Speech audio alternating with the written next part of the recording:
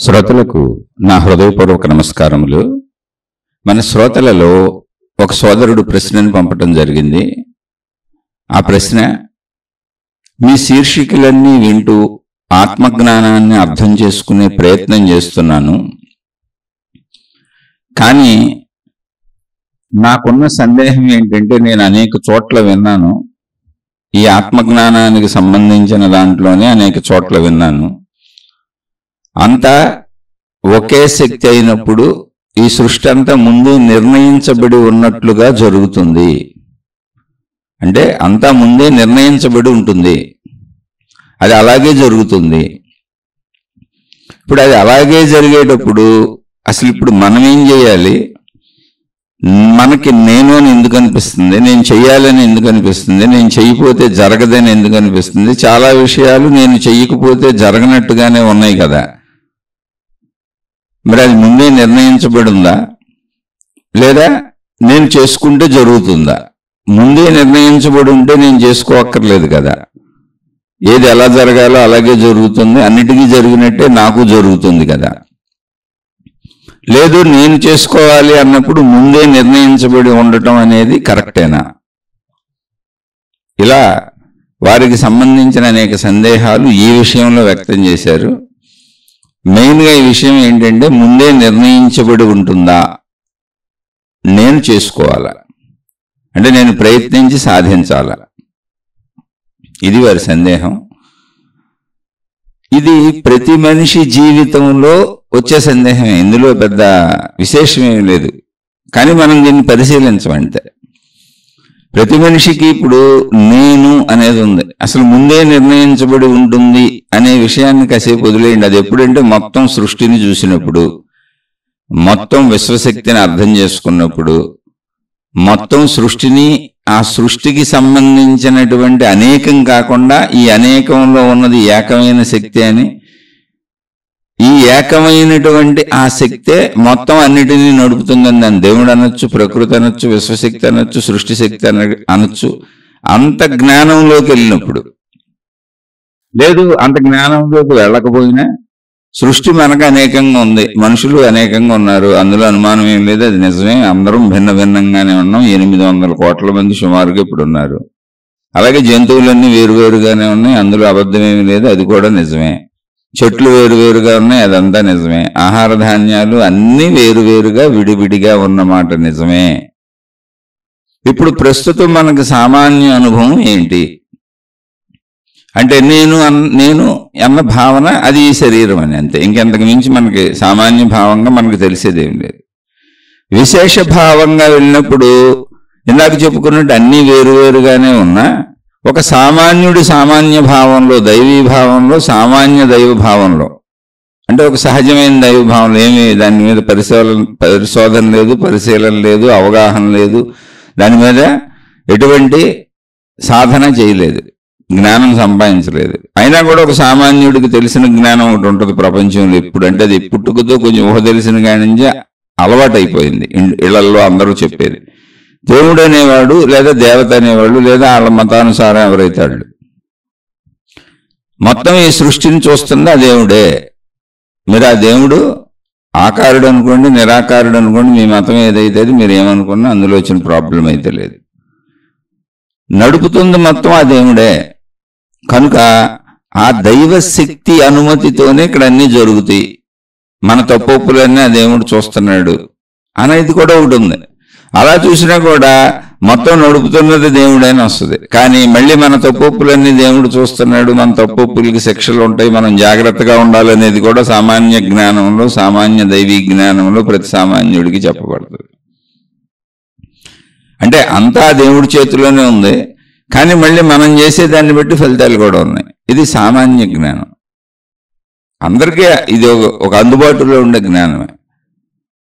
ఇందులో దేవుణ్ణి నమ్మేటువంటి మొత్తం అందరికీ, ఏ మతమైనా కావచ్చు, అది ఆత్మశక్తిని నమ్మచ్చు వాళ్ళు, లేదా దేవుడి ఆకారం ఉన్న దేవుణ్ణి నమ్మచ్చు, దేవతను నమ్మచ్చు, లేదా దేవుణ్ణే ఆత్మశక్తి అనుకోకుండా వాళ్ళు వాళ్ళ శక్తి స్వరూపంగా భావించుకోవచ్చు. ఎందుకంటే అనేక మతాలు అనేక రకాలుగా భావించుకుంటున్నాయి. ఎలా భావించినా దేవుణ్ణి నమ్మే వాళ్ళందరికీ ఉండే సామాన్య జ్ఞానం ఏంటంటే, దేవుడు రూపం ఉన్నవాడైనా, స్త్రీలింగమైన పురుషలింగమైన దేవుడు, లేదా నిరాకారుడైన వెలుగు స్వరూపమైన జ్యోతి స్వరూపమైన, లేదా అనంత ఆత్మశక్తి ఆకాశ స్వరూపం లాంటిదైనా, ఏదైనా కానీ దేవుడు అన్నప్పుడు మనను గమనించే ఒక శక్తి ఉన్నది అనేది సామాన్య జ్ఞానం. దాని చేతిలోనే ఇదంతా నడుస్తుంది. ఈ సృష్టి ఇలా ఎందుకు ఉంది అంటే దేవుడు చేశాడు. దానికి ఒక ఆన్సర్ అంతే, ఇంకా సింపుల్ ఆన్సర్. దాని వెనక ఏమి ఇంకా వెనక ముందు ఆలోచించరు. సామాన్య జ్ఞానం ఇంతే. కాబట్టి మన జీవితం ఇలా ఎందుకు ఉంది, నా శరీరం ఇలా ఎందుకు ఉంది, సృష్టి ఇలా ఎందుకు ఉంది అంటే మొత్తానికి కారణం దేవుడు. ఆ దేవుణ్ణి చెప్పుకున్నాం. మీరు ఆకారుడు అనుకోండి, నిరాకారుడు అనుకోండి, జ్యోతి రూపం అనుకోండి, ఆకాశ స్వరూపం అనుకోండి, ఆత్మశక్తి అనుకోండి, లేదా రూపం ఉన్నటువంటి మగదేవుడు అనుకోండి, ఆడదేవత అనుకోండి, మీ నమ్మకాలను బట్టి, మీ విధానాలను బట్టి ఏదైనా అనుకోండి. ఇది సామాన్య జ్ఞానం. ఆ సామాన్య జ్ఞానంలో ఉన్న రెండో విషయాన్ని కూడా చెప్పుకున్నాం. మనం చేసే పనులను బట్టి ఆ దేవుడు మనని శిక్షించడం, రక్షించడం ఉన్నది అని. ఇది కూడా సామాన్య జ్ఞానంలో అందరికీ తెలిసిన విషయమే. ఇప్పుడు మనం చేసే పనులను బట్టి ఆ దేవుడు మనల్ని శిక్షిస్తున్నాడు, రక్షిస్తున్నాడు అన్నప్పుడు మనకు కలిగేటువంటి మొట్టమొదటి సహజ సామాన్య భావన ఏంటి? అసలు ప్రతిరోజు మనకు కలిగే సహజ సామాన్య భావన ఏంటి? నేను, ఈ శరీరం. అందరికీ అంతే. అది అబద్ధమా? కానే కాదు, అది 100కి 100 నిజం. అసలు మీరు ఆధ్యాత్మిక భావన లేకపోయినా ఇక్కడ ఆనందంగా బతికేయచ్చు. ఎందుకంటే చాలా మందికి అసలు ఆధ్యాత్మిక భావన ఉండదు. ఆత్మశక్తిని తెలుసుకోరు, దైవశక్తిని తెలుసుకోరు, దేవుణ్ణి తెలుసుకోరు. దేవుడు ఉన్నాడని నమ్ముతారు. తెలుసుకోవటం వేరు, నమ్మటం వేరు. ఇప్పుడు ఈ సామాన్య భక్తి, ఇందాక సామాన్య సహజమైన దైవీ అవగాహన చెప్పుకుంది, అది నమ్మకం. పెద్దోళ్ళు చెప్పారు, నమ్మాం. ఎందుకంటే ఇవన్నీ ఇక్కడ ఉన్నాయి, మనం చేసినవి కాదు. మన చుట్టూ కనబడుతున్నాయని మనం చేసినవి కాదు. మన శరీరం మనం చేసుకున్నది కాదు. మనం ఎక్కడి నుంచి వచ్చామో అసలు మనకి మన అడ్రస్సే తెలియదు. మళ్ళీ మనం ఎక్కడికి పోతామో మన అడ్రస్సే తెలియదు. ఈ మధ్యలో భవిష్యత్తు అనేది కాసేపాగి జరగబోయేది ఏం జరుగుద్దో మనకు అసలు తెలియదు. జరుగుతున్నది ఒకటి మనకి ఇష్టంగా జరుగుతుందో, ఒకటి కష్టంగా జరుగుతుందో, అది ఎందుకు జరుగుతుందో అసలు తెలియదు. కానీ జరగటం అనే ప్రక్రియ మొత్తం సృష్టి అంతా ఉంది. ఆ జరగటాన్ని కదలిక అనొచ్చు, చైతన్యం అనొచ్చు. ఇది లోతుగా అవగాహనలోకి వెళ్తే ప్రతిరోజు మనం ప్రయత్నించుకోవాలి, అందులో అనుమానం లేదు. ఆ ప్రయత్నించుకొని మనం తెచ్చుకొని తింటే తప్ప మనం బతకడం కుదరదు. ఇదంతా సామాన్య జ్ఞానం. ఇందులో దైవత్వం కూడా ఉంది. అందుకని ప్రయత్నించుకునే ప్రతోడు ఆ దేవుడే కనుక ఈ సృష్టికర్త అంటే అక్కడ దేవుడు అన్నప్పుడు మీరు ఆత్మశక్తి అనుకోవచ్చు. ఆత్మశక్తికి దాకా వెళ్ళిన వాళ్ళు ఆత్మశక్తి అనుకోవచ్చు. అది అర్థమైన వాళ్ళు. అంటే వెళ్ళిన వాళ్ళు అంటే అనుభవం పొందిన వాళ్ళు కదా, అర్థమైన వాళ్ళు. లేదు దేవుడు సామాన్యంగా ఒక రూపం, ఒక దేవత, దేవుడు అనుకున్న వాళ్ళు అలా అనుకోవచ్చు. మీ మతాన్ని బట్టి ఏదైతే అది అనుకోవచ్చు. అందరూ దేవుడికి నాకు అనుకూలంగా చేయమని రోజు కోరుకుంటారు. అదే ప్రార్థనలు, అవే దేవుడికి అనేక రకాల ఆచార సాంప్రదాయాలు, విధానాలు, పద్ధతులు పాటించటాలు, ఇవన్నీ కూడా నన్ను కాపాడమని, నన్ను రక్షించమని. అందులో దేవుడిని తెలుసుకునే విధానం అనేది అసలు ఎక్కడా లేదు. అసలు దాంతో మనిషికి పని లేదు. అది సామాన్య భక్తి. అక్కడ దేవుడు ఉన్నాడు, విశ్వాసం ఉంది. అక్కడ విశ్వాస భక్తి. అది నమ్మకము, విశ్వాసం అనే భక్తి ఏం చెబుతుంది అంటే నన్ను ఎప్పుడు కాపాడమని దేవుడిని అడుగుద్ది. ఎందుకంటే అన్ని విధాలా నేను అల్పుణ్ణి, అశక్తుణ్ణి అని, అశక్తురాల్ని స్త్రీలైతే. కాబట్టి ఈ సామాన్య భక్తి మొత్తం ప్రపంచం అంతా చేస్తానే ఉంటుంది, ఏ మతంలో అయినా. కాబట్టి ఇందులో నేను చేయాలా, అది జరుగుతుందనే ప్రశ్నే రాదు. ఎందుకంటే చేసే దేవుడు ఒక ఆయన ఉన్నాడు, కానీ చేసే నేనున్నాను, నేను చేసేయని ఆయన చూస్తూ ఉంటాడు. ఆయన సహకరిస్తే నాకు ఏదైనా జరుగుతుంది. కాబట్టి ఇక్కడ నేను చేసేది ఉంది, ఆయన చేసేది ఉంది, అంత సగం సగంగానే ఉంది సామాన్య భక్తిలో కూడా. అయితే మొత్తానికి మూల కారణం దేవుడు. దేవుడు అన్నప్పుడు దేవత కావచ్చు, దేవుడు కావచ్చు, కన్ఫ్యూజ్ అవ్వకండి. మీరు ఎవరనుకుంటే వాళ్ళు అంతే. అందుకని దేవుడు అనే పదం వాడుతున్నారు. అక్కడ మీరు ఆత్మశక్తి అర్థమైతే శక్తి అని కూడా అనుకోండి. అయితే ఇప్పుడు దీన్ని విశ్లేషించుకుంటాం. ఎందుకంటే ఇది ఆధ్యాత్మిక చదువు కాబట్టి ఇక్కడ ఏం లేదు, ఓన్లీ విశ్లేషణ. అసలు ఈ విశ్లేషణ అనేది ఎక్కడ మొదలవుతుంది? ఎందుకు విశ్లేషించుకోవాలి? అసలు ఎందుకు మనను మనం గమనించుకోవాలి? ఎందుకు మనను మనం తెలుసుకోవాలి? ఎందుకు మనం సృష్టిని తెలుసుకోవాలి? ఎందుకు సృష్టికి సంబంధించిన శక్తిని తెలుసుకోవాలి? ఎందుకు మన గమనించుకుంటూ మన చుట్టూ ఉన్న మనుషుల్ని గమనిస్తూ, జంతువులను గమనిస్తూ, మొత్తం సృష్టిని గమనిస్తూ దీనికి ఆధారమైనటువంటి మూల శక్తిని ఎందుకు తెలుసుకోవాలి? మనకి సృష్టికి అంటే ఒక మాటలో దేవుణ్ణి ఎందుకు తెలుసుకోవాలి? అంటే దేవుణ్ణి తెలుసుకోవాలి అన్నప్పుడే పరిశీలన ఉంటుంది, దేవుణ్ణి తెలుసుకోవాలి అన్నప్పుడే విశ్లేషణ ఉంటుంది. అసలు ఈ దైవశక్తి ఏంటి, దేవుడు ఎవరు, ఈ దేవత ఎవరు, లేదా మా మతంలో ఎవరు చెబితే వాళ్ళు, ఆ శక్తి ఎవరు, ఆ వెలుగు ఎవరు, ఆ జ్యోతి ఎవరు, ఏదైనా ఏ పేరు పెడితే ఆ పేరు, ఆ ఎవరు అని తెలుసుకోవాలి అన్నప్పుడు విశ్లేషణ వస్తుంది, పరిశోధన వస్తుంది, పరిశీలన వస్తుంది, అవగాహన వస్తుంది, అనేక విషయాలను కలిపి అర్థం చేసుకునే ప్రయత్నం వస్తుంది. వాళ్ళేం చెప్పారు, వీళ్ళేం చెప్పారు, ఎవరేం చెబుతున్నారు అని. ఎందుకని తెలుసుకునేటప్పుడు అన్నీ తెలుసుకోవాలిగా, నాకు తెలియదుగా స్వయంగా. అందులోంచి నేను మళ్ళీ స్వయంగా పరిశీలించుకుంటూ వెళ్తా, అవన్నీ వస్తాయి. అప్పుడు ఈ ప్రశ్న వస్తుంది, నేను చేయాలా, అదే జరుగుతుందా, ఇలాంటి ప్రశ్నలన్నీ అప్పుడు వస్తాయి. దానంతట అదే జరుగుతుందని, దానంతట అదే జరుగుతుందా అనేది దేవుణ్ణి తెలుసుకునే విషయంలో కాకుండా ఆ దైవశక్తిని లేదా విశ్వశక్తిని, ప్రాణశక్తిని, ఆత్మశక్తిని ఏదైతే అది, నేను దేవుడు అంటే మళ్ళీ మళ్ళీ చెబుతున్నా, మీరు ఎక్కడుంటే ఆ స్థితిలో భావించుకోండి. ఆ దైవశక్తిని దేవుణ్ణి తెలుసుకునేటువంటి పనిలో కాకుండా నేను చేయాలా, దేవుడు చేస్తాడా అంటే, నేను దేవుడే చేస్తాడా అంతా అంటే, ఇక నేను చేసేది ఏముందిలే, అంతా దేవుడి చేతిలో ఉందండి, నా విధిరాత ఇలా ఉంది, నా కర్మ ఇలా ఏడిచింది, నేనేం చేయను అని తన అసమర్థతని, తన ప్రయత్నించని స్వభావాన్ని, తన బద్ధకాన్ని, తనలో బలహీనతని, తనలో సోమరిపోతుతనాన్ని బలపరుచుకోవాలి. లేదా అంతా దేవుడే చేస్తున్నాడని తనలో చెడు గుణాలని, చెడు లక్షణాలని, చెడు బుద్ధుల్ని, నా గ్రహ పరిస్థితులు బాగోలేవు, అనుగ్రహం సరిగ్గా లేదు అంటే గ్రహాలు నన్ను అనుగ్రహించట్లేదు, ఈ తాళ్ళు తాయెత్తులు వాస్తుల వలన నేను ఇలా అయిపోతున్నాను, వాస్తు సరిగ్గా లేదు అని తన యొక్క దుర్గుణాలని దేనొక దాని మీద నెట్టేయాలనుకుని ఎలాగోలా తాను బతికేయాలి అనుకుంటే అప్పుడు కూడా ఈ ప్రశ్న వస్తుంది. ఆ దేవుడి మీద నెట్టేసి బతికేయచ్చు, వాస్తుల మీదో, దేవుడి మీదో, జాతకం మీదో, జ్యోతిష్యం మీదో, గ్రహాల మీదో, ఎవరొకళ్ళ మీద. ఇంకా లేదు అనుకుంటే పక్క మనుషుల మీద నెట్టేయచ్చు, మా నాన్న అలా చేశాడు కాబట్టి, మా అమ్మ అలా చేసింది కాబట్టి, మా ఇంట్లో అన్నదమ్ములు సహకరించలేదు కాబట్టి, మా భార్య నిరంతరం నన్ను రాచి రంపాన పెడుతుంది కాబట్టి, నా భర్త అసలు నాకు సహకారమే చేయడు కాబట్టి, నా పిల్లలు పాడైపోయారు కాబట్టి, నా జీవితంలో నాకు జరిగినటువంటి లోటుపాట్లన్నీ పక్క వాళ్ళ మీద నెట్టేసి అవన్నీ లోట్లుగా చూపించి అలా కూడా బతికేయచ్చు. కానీ అంటే ఇవన్నీ ఎందుకు చెబుతున్నాయంటే, మనుషులందరూ ఇలాగే ఉంటారు. నాకు తగినన్ని వనరులు కుదరలేదు కాబట్టి, నాకు అన్ని సమకూరలేదు కాబట్టి, నన్ను ఎవరో తొక్కేశారు కాబట్టి, నాకెవరో అడ్డం పడిపోతున్నారు కాబట్టి నేను ఇలా ఉన్నానని తన తప్పుల్ని, తన చెడుల్ని, తన అసమర్థతల్ని, తన బలహీనతల్ని తాను సమర్థించుకుంటూ ఉంటారు. అందులో నేను కూడా ఉండొచ్చు, లేకపోతే నాకు ఈ విషయాలన్నీ అలా తెలుస్తాయి. ఇది సామాన్య సహజ జీవితంలో మనిషి ప్రవర్తనలు ఇలాగే ఉంటాయి. అయితే ఇక్కడ పాయింట్ ఎందుకు మాట్లాడుతున్నాను ఇదంటే, మీరు ఎలా ఉన్నారో చూసుకోండి. దేవుణ్ణి తెలుసుకోవాలి అన్నప్పుడు ఈ గుణాలన్నీ ఉండొచ్చు, కానీ దేవుణ్ణి తెలుసుకోవాలన్నప్పుడు వీటికి సంబంధం లేదు అసలు.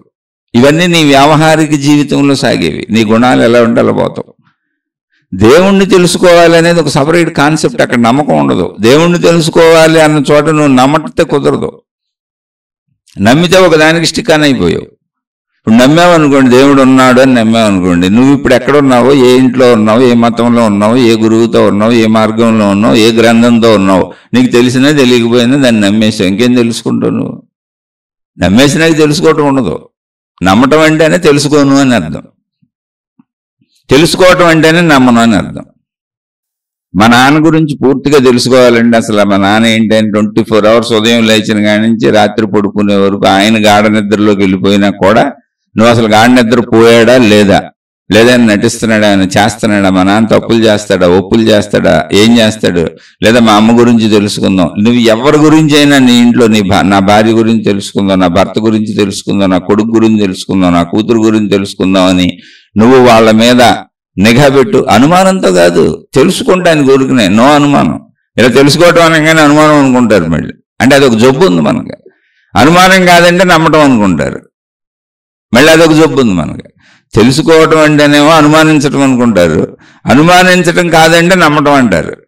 కాదు, అనుమానానికి నమ్మకానికి తెలుసుకోవడానికి అసలు సంబంధం లేదు. నమ్మటం అంటే ఏంటో తెలుసా? నాకు తెలియదు, నేను మీరు చెబుతుంది నమ్మేస్తున్నాను, అప్పుడు నువ్వు తెలుసుకునే ప్రయత్నం చెయ్యవు. అనుమానం అంటే ఏంటో తెలుసా? అప్పుడు కూడా నేను ఫిక్స్ అయిపోయాను, నువ్వు చెడ్డోడుగో చెడ్డదానివో ఏదో చేస్తున్నావని. అనుమానం అన్నా కూడా నమ్మటం లాంటిదే. నువ్వు నీలో ఏదో చెడు ఉందని ఫిక్స్ అయిపోయింది, దాన్ని పట్టుకుందామని ఫిక్స్డ్ అభిప్రాయంతో ప్రయత్నిస్తున్నాను. అంటే నమ్మటం ఎలాంటిదో, అంటే నమ్మటం అంటే ఇది నమ్మేశాను మంచిదే అని నా సాగటం ఎలాంటిదో, అనుమానం కూడా అలాంటిదే. నమ్మేశాను ఇది చెడ్డదే, వీళ్ళు చెడ్డోళ్ళు అని ప్రయత్నిస్తున్నాను. తెలుసుకోవటంలో అనుమానం ఉండదు, నమ్మకం ఉండదు. అందుకని మీరు కరెక్ట్గా విషయాన్ని అర్థం చేసుకోండి. ఇది చాలా ధైర్యవంతులకి కుదురుతుంది, అధైర్యవంతులకి పిరికి వాళ్ళకి కుదరదు. ఇప్పుడు మా నాన్నని తెలుసుకోవాలనుకోండి, అమ్మ మా నాన్నని అనుమానిస్తున్నానేమో, మా అమ్మని అనుమానిస్తున్నానేమో, ఏంటి ఆ పక్కింటి వాళ్ళతో మాట్లాడితే ఏమవుతుంది, ఎదురింటి ఆయనతో మాట్లాడితే ఏమవుతుంది, మా నాన్న ఎదురింటి ఆవిడతో మాట్లాడితే ఏమవుతుంది, ఆఫీసులో కొంచెం లంచం తీసుకుంటున్నాడేమో, తప్పేముంది, నేను ఎందుకు ఇవన్నీ ఒకళ్ళని మళ్ళీ నేను మా నాన్న అనుమానించినట్టు అయిపోద్దేమో, అసలు జన్మనిచ్చింది ఆయన కదా అంటే మీ నాన్న గురించి నీకు తెలియదు అంటే ఏదో ఒకటి నమ్ము. ఎవరేం చెబితే లంచాలు తీసుకుంటున్నాడంటే అది నమ్ము, తీసుకోవట్లేదంటే ఇది నమ్ము. నువ్వేదో ఒకదాన్ని నమ్మాలనుకున్నావు, దాన్ని నమ్మే. కానీ నిజంగా మీ నాన్న మీ అమ్మ నీకు పూర్తిగా ఎప్పటికీ తెలియరు. నువ్వు ఎవరైతే వాళ్ళు, నీ భార్య, నీ భర్త, నీ పిల్లలు, ఎవరొకళ్ళు. నువ్వు ఒక మనిషిని తెలుసుకోవాలనుకున్నా కూడా పూర్తిగా నువ్వు నమ్మకూడదు, అనుమానించకూడదు. అనుమానించటము ముందే ఏర్పరుచుకున్న అభిప్రాయం, నమ్మటము ముందే ఏర్పరుచుకున్న అభిప్రాయం. మన జీవితాలన్నీ ఇలాగే సాగుతున్నాయి. అందుకని నీకు నువ్వు ముందు చెప్పుకో, ముందే ఒక అభిప్రాయం ఏర్పరుచుకోబాక మనుషులతో కూడా, అప్పుడే జీవితం బాగుంటుంది. నా భార్య ఎలాంటిది, భర్త ఎలాంటివాడు, పిల్లలు ఎలాంటివాడు, ఆల్రెడీ మనకు అభిప్రాయాలు ఏర్పడిపోతున్నాయి. ఒక పని నుంచి ఆ అభిప్రాయాలు ఏర్పాటు చేసేసుకొని అలా జీవించడం అలవాటు పడిపోతున్నాం. వద్దు, అసలు ఎక్కడ ఫిక్స్ అవ్వద్దు, ఫిక్స్డ్ అభిప్రాయం ఉండదు, ఫిక్స్డ్ అభిప్రాయం వద్దు. ఆ సందర్భానికి ఆ అభిప్రాయం. ఇప్పుడు ఏదో ఒక పిల్లోడు కొడుకు ఫ్రెండ్స్తో సినిమాకి వెళ్దాం అనుకున్నాడు, తండ్రి పంపే తండ్రి కాదు, కొంచెం కటువుగా ఉంటాడు, తల్లి చెప్పినా పని జరగదు. అప్పుడు ఏదో చిన్న అబద్ధం ఆడి వెళ్ళాడు. అది అబద్ధం కాదు, అది అతని స్వభావం కాదు. అతను ఎప్పుడు అబద్ధాలు చెప్పడు, దాని మీద డిపెండ్ అయిపోయి నా కొడుకు దుర్మార్గుడు, అబద్ధాలు మోసాలు చేస్తాడు అని అనుకోకూడదు. అలా వెళ్ళడం కోసం కొంత డబ్బు కావాలి కాబట్టి డబ్బుని తీసుకొని ఉండొచ్చు, మోసంలో నీకు అనిపించవచ్చు, మోసం కాదు ఇది. నువ్వు పంపవు, కఠిన స్వభావుడు కనుక, ప్రపంచంలో ఉన్నటువంటి పిల్లలకు ఉండే స్వేచ్ఛ అనేది ఒకటి ఉంటుంది కనుక, సినిమాలు అనేది ప్రపంచంలో సహజ విషయం కనుక, సహజంగా ఫ్రెండ్స్ అందరితో తిరుగుతున్నప్పుడు ధ్యాస ఫ్రెండ్స్ మీద ఎక్కువ ఉంటుంది. తల్లిదండ్రుల మీద గౌరవం ఉంటుంది, భక్తి ఉంటుంది. కానీ నేను అని ఒక చిన్నపిల్లవాడికి దేంట్లో ఉంటుంది, తన ఫ్రెండ్స్తో సహజంగా. తల్లిదండ్రులతో ఆడుకోడుగా, తల్లిదండ్రులతో ఆటలు పాటలే ఉంటాయి, ఫ్రెండ్స్తో తిరిగినట్టు ఉండదుగా. అందువలన నీ స్వభావ రీత్యా అలా ఉన్నాడు. ఓ తండ్రి స్వభావమో, తల్లి స్వభావమో, వాళ్లే డబ్బులు సమకూర్చాలి కాబట్టి, సినిమాకి వాళ్లే పంపాలి కాబట్టి, వాళ్ళు పంపరు కాబట్టి, వాళ్ళు కఠినత్వంగా ఉంటున్నారు కాబట్టి, అందుకని డబ్బు కోసము అబద్ధం చెప్పాల్సి వచ్చింది. ఆ సినిమా చూసినటువంటి సమయం కోసం అబద్ధం చెప్పాల్సి వచ్చింది. వాళ్ళ స్నేహితులతో కూడా అబద్ధం చెప్పించాల్సి వచ్చింది. ఇదంతా నీకు తర్వాత ఎప్పుడో తెలిసినప్పుడు ఆ అభిప్రాయంతో నువ్వు ఏర్పరచుకునే అభిప్రాయం కరెక్ట్ కాదు. ఇక్కడ అభిప్రాయం ఏంటంటే నువ్వు స్నేహితుల్లో లేవు, అది ప్రాబ్లం. ప్రతి వ్యక్తి ఎదుట వ్యక్తితో నేను ఎలా ఉంటున్నాను అనేటువంటి విషయాలు గమనించుకున్నప్పుడు అన్ని పాత్రలు పోషించాలి, ఒక పాత్ర పోషించకూడదు. తండ్రి ఒక పాత్రతోనే ఉండకూడదు. కొడుకు అనేవాడుతో నేను ఎప్పటికీ తండ్రినే, ఇలాగే ఉంటానని ఫిక్స్ అయిపోయావు అనుకో, అది ఫిక్స్డ్, అది కరెక్ట్ కాదు. మనిషితో అన్ని పాత్రల్లోనూ ఉండాలి.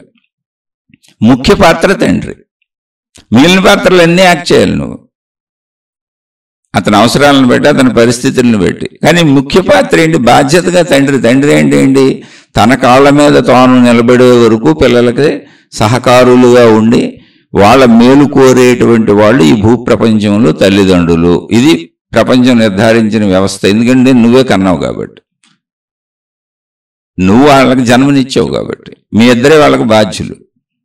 ఎప్పటి వరకు, వాళ్ళ తల్లిదండ్రులు అయ్యే వరకు. సింపుల్ లాజిక్ అని. అంటే మేము అంతే కాబట్టి మేమే కన్నాం కాబట్టి మేమే బాధ్యులం కాబట్టి ఇప్పుడు వాళ్ళ మీద పెత్తనం మాదే, మేము రాజులు రారాజులు, మేము చెప్పినట్టు వాళ్ళు వినాలి. సెట్, స్టాండ్, లెఫ్ట్, రైట్ అని మిలిటరీ వాళ్ళలాగా రోజు కవాతులు చేయించామనుకో, అప్పుడు వాళ్ళు అబద్ధాలు చెబుతారు. అబద్ధాలు చెప్పారు కాబట్టి, అబద్ధం చెప్పి డబ్బు తీసుకున్నారు కాబట్టి, నీకు చెప్పకుండా మోసగించారు కాబట్టి దొంగతనం అవ్వదు. నువ్వు మిలిటరీ వాళ్ళలాగా ఉన్నావు అక్కడ. అంటే మిలిటరీ వాళ్ళు తప్పని కాదు, మిలిటరీ వాళ్ళు దేశ రక్షణ కోసం అలాగే ఉండాలి. నువ్వు ఇంట్లో మిలిటరీ వాళ్ళలా ఉండకూడదు. నువ్వు తండ్రిలా ఉండాలి, స్నేహితుడిలా ఉండాలి, అన్నలా ఉండాలి, తమ్ముళ్ళలా ఉండాలి. ఎన్ని రకాల బంధాలు మనుషులకు అవసరం అన్ని రకాలు ఉన్నాయి చూడండి. ఇక్కడ ఒక మనిషి స్నేహాన్ని ఎందుకు ఎత్తుక్కుంటున్నాడు బయట, తండ్రి తల్లి స్నేహితుల్లో లేరు కాబట్టి, అన్నదమ్ములు అక్క చెల్లెళ్ళు స్నేహితుల్లో లేరు కాబట్టి, ఉంటే ఇళ్లలోనే స్నేహితుడిని ఎత్తుక్కుంటాడు. అలా ఉన్నోళ్ళు చాలామంది దాని స్నేహితులు ఇళ్లలోనే ఉంటారు. వాళ్ళ పిల్లలు ఎప్పుడు తల్లిదండ్రులను కోరుకుంటారు ఎక్కువ. ఎక్కడికైనా బయటకు వెళ్దామన్నా చేద్దామని ముందు తల్లిదండ్రులను అడుగుతారు, నాన్న మనం వెళ్దాం రా, అమ్మ నువ్వు వెళ్దాం రా అని. ఏ తల్లిదండ్రులు అయితే స్ట్రిక్ట్గా ఉన్నారో, అంటే ఇది అన్ని రిలేషన్లకు వస్తుంది, తండ్రి పిల్లలని కాదు, విషయం చెబుతున్న అవగాహన కోసం మనం ముందు బతికే విషయాలు తెలుసుకోవాలి. ఏ తల్లిదండ్రులు అయితే పిల్లలకి స్వేచ్ఛ ఇవ్వకుండా స్ట్రిక్ట్గా ఉన్నారంటే స్నేహితుల్లా లేరు, అక్కడ వాళ్ళు స్నేహాన్ని ఎత్తుక్కుంటారు. ఎప్పుడైనా గుర్తుపెట్టుకుంటే ఇంకొక బంధాన్ని ఎత్తుక్కుంటుంది ఒక బంధం అంటే అది మన దగ్గర దొరకలేదని అర్థం. అలాంటి లోటుపాట్లు నాలో బోల్డ్ ఉన్నాయి, చాలా ఉన్నాయి. అది చాలా సింపుల్ విషయం. అసలు మనం ఫిక్స్ అయిపోయిన విషయాలు బోల్డ్ ఉంటాయి. ఇప్పుడు నేను భర్తగానే ఉంటాను అంతే, స్నేహితుల్లో ఉండను, అన్నలా ఉండను, తమ్ముళ్ళలో ఉండను. నేను ఒక స్నేహితుడిలో ఎప్పటికీ సహాయం చేయను, భర్తలా ఎప్పుడూ పెత్తనం చేస్తాను. నువ్వెప్పుడు నాకు భార్యలా ఉండాల్సిందే అని ఒకే యాంగిల్లో ఉన్నప్పుడు ఆ భార్యాభర్తలకు ఘర్షణ వస్తూ ఉంటుంది. ఖచ్చితంగా ఇంట్లో ఎక్కడైనా, ఎక్కడ కాదు ఇంట్లోనే కాదు ఎక్కడైనా, స్నేహితులకైనా సరే, ఇద్దరు మనుషుల మధ్య, ఒక యజమానికి పనివాడికైనా సరే ఘర్షణ వస్తుంది అంటే నువ్వు మిగిలిన పాత్రలు పోషించట్లేదు అని అర్థం. నువ్వు ఒక పాత్ర పోషిస్తున్నావు, నేను యజమానిని, నువ్వు పనివాడివి. నువ్వు యజమాని పాత్ర పోషిస్తున్నావు లేదా పనివాడి పాత్ర పోషిస్తున్నావు, అంత మిగిలిన పాత్రలు నువ్వు పోషించట్లేదు. కానీ మనిషికి మిగిలిన అన్నీ కావాలి. వాటి కోసం ఇంకో చోట ఎత్తుక్కుంటాడు, కానీ నాపడు. మీరు ఈ విషయం గుర్తించిన రోజున మీ జీవితంలో సగం స్పర్ధలు పోతాయి. ఎందుకని? ఎదుటి వాళ్ళు గుర్తించకపోతే వచ్చే స్పర్ధలు కొన్ని ఉండొచ్చు, మనం గుర్తిస్తే సగం స్పర్ధలు పోతాయి. ప్రతి మనిషికి అన్ని అవసరాలు కావాలి కాబట్టి అన్ని బంధాలు ఎత్తుక్కుంటూ వెళ్తాడు. అందులో నువ్వు ఎన్ని బంధాలుగా యాక్ట్ చేయగలవు అనేది, నీకు అన్ని బంధాలు కావాలిగా. నీకు తెలుసుగా ఎన్ని బంధాలు కావాలా. నువ్వు ఒక మనిషిగా ఎన్ని బంధాలు కావాలి నీకు తెలీదా? నీకు స్నేహితుడు కావాలని తెలీదా? నీకు అన్నో తమ్ముడో అక్కో చెల్లో ఈ బంధాలన్నీ కావాలి, వాటితో ఎలా ఉండాలో నీకు తెలీదు. నువ్వు కోరుకోవట్లేదా? నువ్వు ఒక భార్యగా భర్తగా అన్ని కోరుకోవట్లేదా? నువ్వు కొడుకుగా కూతురుగా అన్ని కోరుకోవట్లేదా? అప్పుడు నువ్వు అన్నీ ఇవ్వాలి, ఎదుటోళ్ళగా అన్నీ ఇవ్వాలి. ఒకే పాత్రలు ఉండిపోకూడదు. నువ్వు కొడుకు అయితే కొడుకు పాత్రలు ఉండిపోకూడదు, మిగిలినన్నీ నీ తండ్రికి తల్లికి ఇవ్వాలి. అలాగే నువ్వు తల్లి తండ్రి అయితే ఆ ఒక పాత్రలోనే ఇమిడిపోకూడదు, మిగిలినన్నీ ఇవ్వాలి. అలా ఎన్ని ఇవ్వాలి అనేది, ఎప్పుడు ఇవ్వాలి అనేది, ఎంత ఇవ్వాలి అనేది, ఎలా ఇవ్వాలి అనేది నీకు తెలుసు. ఎందుకంటే నువ్వు అవన్నీ కోరుకుంటావు కాబట్టి. అవి నీకు ఎవరు చెప్పక్కర్లే. అటుగా పాఠ్యపుస్తకాలు తయారు చేయక్కర్లేదు, నువ్వే ఒక పాఠ్యపుస్తకం.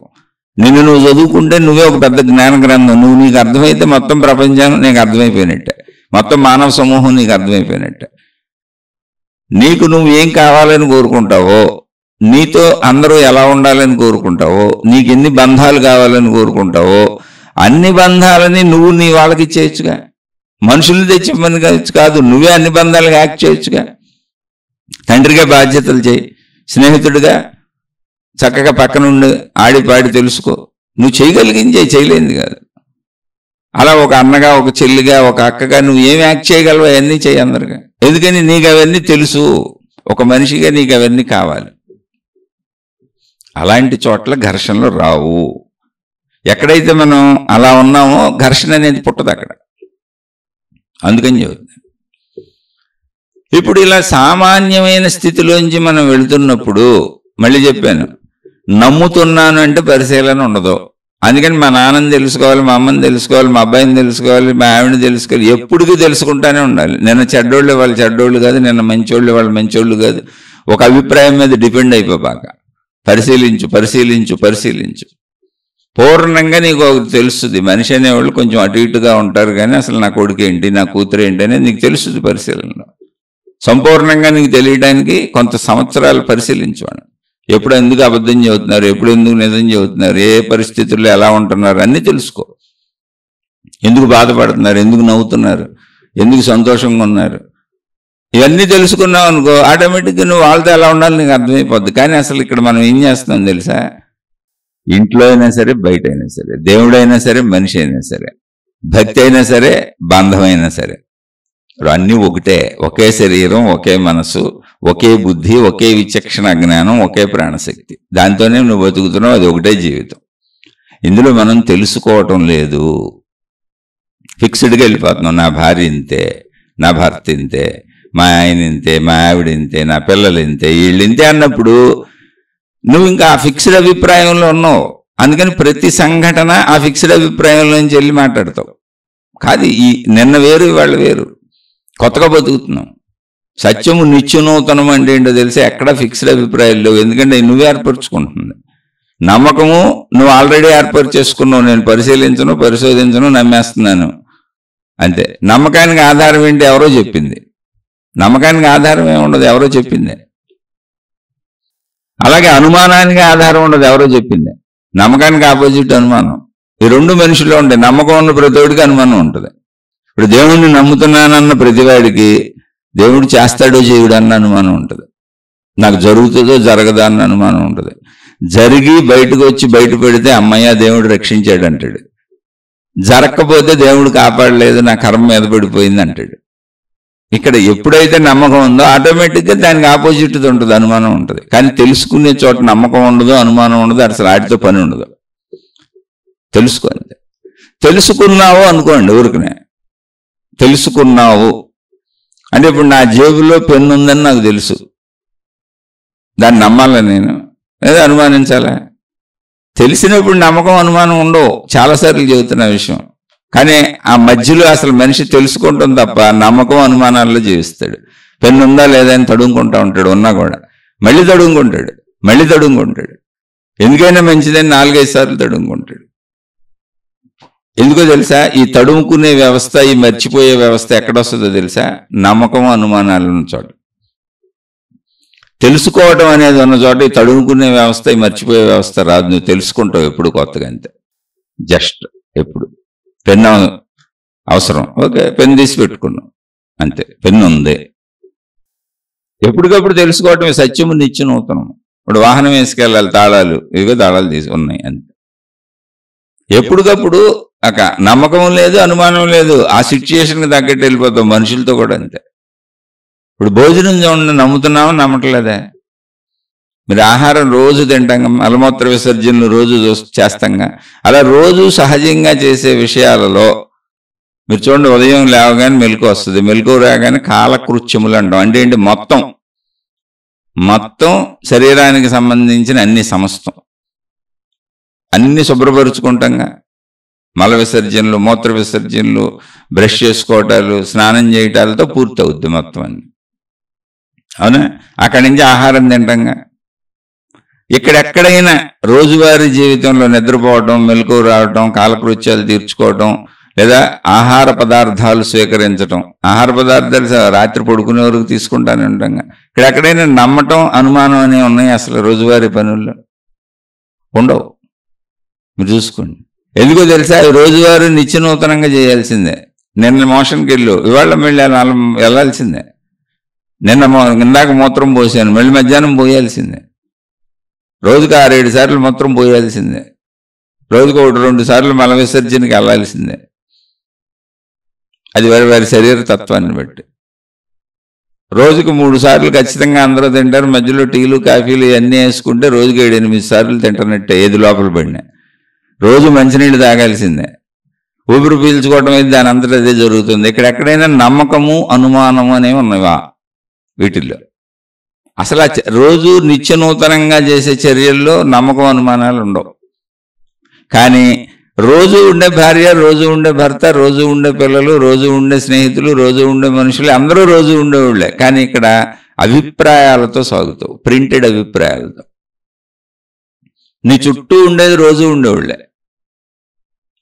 ఒకవేళ ఏదైనా పాత పనులు మానేస్తే కొత్త పనులను పెట్టుకున్నా కొద్ది రోజులు మళ్ళీ రోజు ఉండేవాళ్ళే, పాతోళ్ళు అయిపోతారు. యావరేజ్ని మొత్తంగా చుట్టూ ఉండేది రోజు ఉండేవాళ్ళే, తల్లిదండ్రుల నుంచి అన్ని బంధాలు. కానీ ఫిక్స్డ్ అభిప్రాయం ఉంది వాళ్ళ మీద. అయితే నమ్మకం లేదా అనుమానం. అభిప్రాయాలు ఏంటి? ఇంతే, నమ్మకం, అనుమానం. నువ్వు ఆల్రెడీ ఏర్పరుచుకున్నటువంటి అభిప్రాయాల కళ్ళజోడులో ఆ వ్యవహారాన్ని, ఆ మనిషిని డీల్ చేస్తుంటావు. ఇది ప్రాబ్లం. ఇది రోజు జరిగే వ్యవహారమేగా. అన్నంలాగా ఇప్పుడు ఆహారం తింటున్నావు, రోజు కొత్తగా తింటావు, రోజు కొత్త వండుకు తింటావు, రోజు కొత్తది ఏదో ఒకటి వేసుకు తింటావు, రోజు మంచినీళ్ళు తాగుతావు. నువ్వు తాగేది రోజు తాగే కొత్త మంచినీళ్ళు ఒక రోజు ఇంట్లో తాగుతావు, ఒక రోజు ఆఫీసులో, ఒకసారి ఇంట్లో తాగుతావు, ఒకసారి ఆఫీసులో తాగుతావు, ఒకసారి ఇంకెక్కడో రోడ్డు మీద తాగుతావు, ఒకసారి ఇంకో చోట వాటర్ బాటిల్ కొనుక్కు తాగుతావు. నువ్వు ఉన్న ప్రదేశాన్ని బట్టి నీ అవసరతను బట్టి నీళ్లు తాగడం అయితే మానవు. అలాగే రోజు బట్టలు వేసుకుంటావు, అనుమానం ఏం లేదు, నమ్మకం లేదు, అనుమానం లేదు. రోజువారీ చేసే పనుల్లో చూడండి, అసలు నమ్మకం లేదు, అనుమానం లేదు. కానీ మనుషుల దగ్గరికి వచ్చేటప్పటికి, దేవుడి దగ్గరికి వచ్చేటప్పటికి నమ్మకం, అనుమానం వచ్చింది. ఎందుకో తెలుసా? రోజువారీ పనులంతా సహజంగా సత్యము కాదు, లేదు, అక్కడ సత్యం లేదు. సత్యం అన్న చోట నమ్మకం ఉండదు, అనుమానం ఉండదు. సత్యం అన్న చోట తెలుసుకోవటం ఉంటుంది, తెలియబడటం ఉంటుంది. రోజు అన్నం తింటున్నాం, కళ్ళ ముందు కనపడుతుంది, తెలియబడుతుంది, తింటున్నాం. రోజు ఆహార పదార్థాలు మనకి ఏదో ఒకటి, పళ్ళు ఫలాలు ఆహారం తింటానే ఉన్నాం. టిఫిన్లను, భోజనాలను, కాఫీలను, టీలను పేర్లు మార్చుకో. ఒక్కొక్క ఉదయం దానికేమో బ్రేక్ఫాస్ట్ అని, మధ్యాహ్నం దానికేమో లంచ్ అని, రాత్రి దానికేమో డిన్నర్ అని, ఈ మధ్యలో తినేదానికేమో ఏదో ఒకటి స్నాక్స్ అని, కాఫీలని, టీలని, లేదా బ్రేక్ఫాస్ట్ను లంచ్ కలిపేసి బంచ్ అని, ఇలా పేర్లు మార్చుకొని నువ్వు ఎన్ని పెట్టుకున్నా నువ్వు తింటున్న ఆహార పదార్థాలు. సింపుల్. అక్కడ నమ్మకం లేదు, అపనమ్మకం లేదు. అంటే ఈ చర్యల్ని గమనిస్తే మనం ఎందుకు తప్పుగా వెళ్తున్నామో, ఆధ్యాత్మికతలో కానీ, భక్తిలో కానీ, లేదా మనుషులతో కానీ అంత తప్పుగా వెళ్తున్నామో, ఎందుకు ఘర్షణలు వస్తున్నాయో అర్థమైపోద్ది. మన జీవితంలో అశాంతికి కారణం అర్థమైపోద్ది. అశాంతికి కారణం ముందే ఏర్పరుచుకున్న అభిప్రాయాలు. వాటి పేరు నమ్మకము కావచ్చు, వాటి పేరు అనుమానము కావచ్చు. ఈ రెండు మధ్య ఊగిసలాడుతూ ఉంటుంది. ఒకే మనిషి మీద రెండు ఉంటాయి, కాసేపు అది ఉంటుంది, కాసేపు ఇది ఉంటుంది.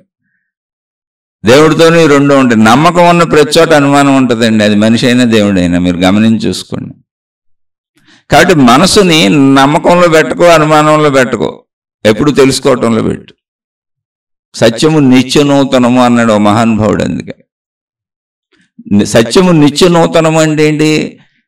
ఆహార పదార్థాలు, అన్నం తింటాం పాతదిగా నీకు అనిపించవచ్చు, కానీ నువ్వు ఎప్పుడు కొత్త అన్నమే తింటావు, లేదా చచ్చి ఊరుకుంటాం. పాత అన్నం తింటే రోగాలు వచ్చి కూడా చచ్చిపోతాం. అసలు ఎందుకు నిలవబెట్టిన అన్నం తినండి. అలాగే బట్టలు ఎప్పుడు కొత్తగానే వేసుకుంటున్నావు, నువ్వు అవి పాత బట్టలు అనుకుంటున్నావు అంతే. ఎప్పుడు చక్కగా ఉతుక్కొని మళ్ళీ ఫ్రెష్గా చేసుకొని వేసుకుంటున్నావు. అదే మట్టితో, అదే మురికితో నువ్వు వేసుకోవట్లా. ఇప్పుడు ధరించడం అనే ప్రక్రియ కూడా కొత్తగా జరుగుతుంది. అంతా జరుగుతున్నది అంటేనే కొత్తది.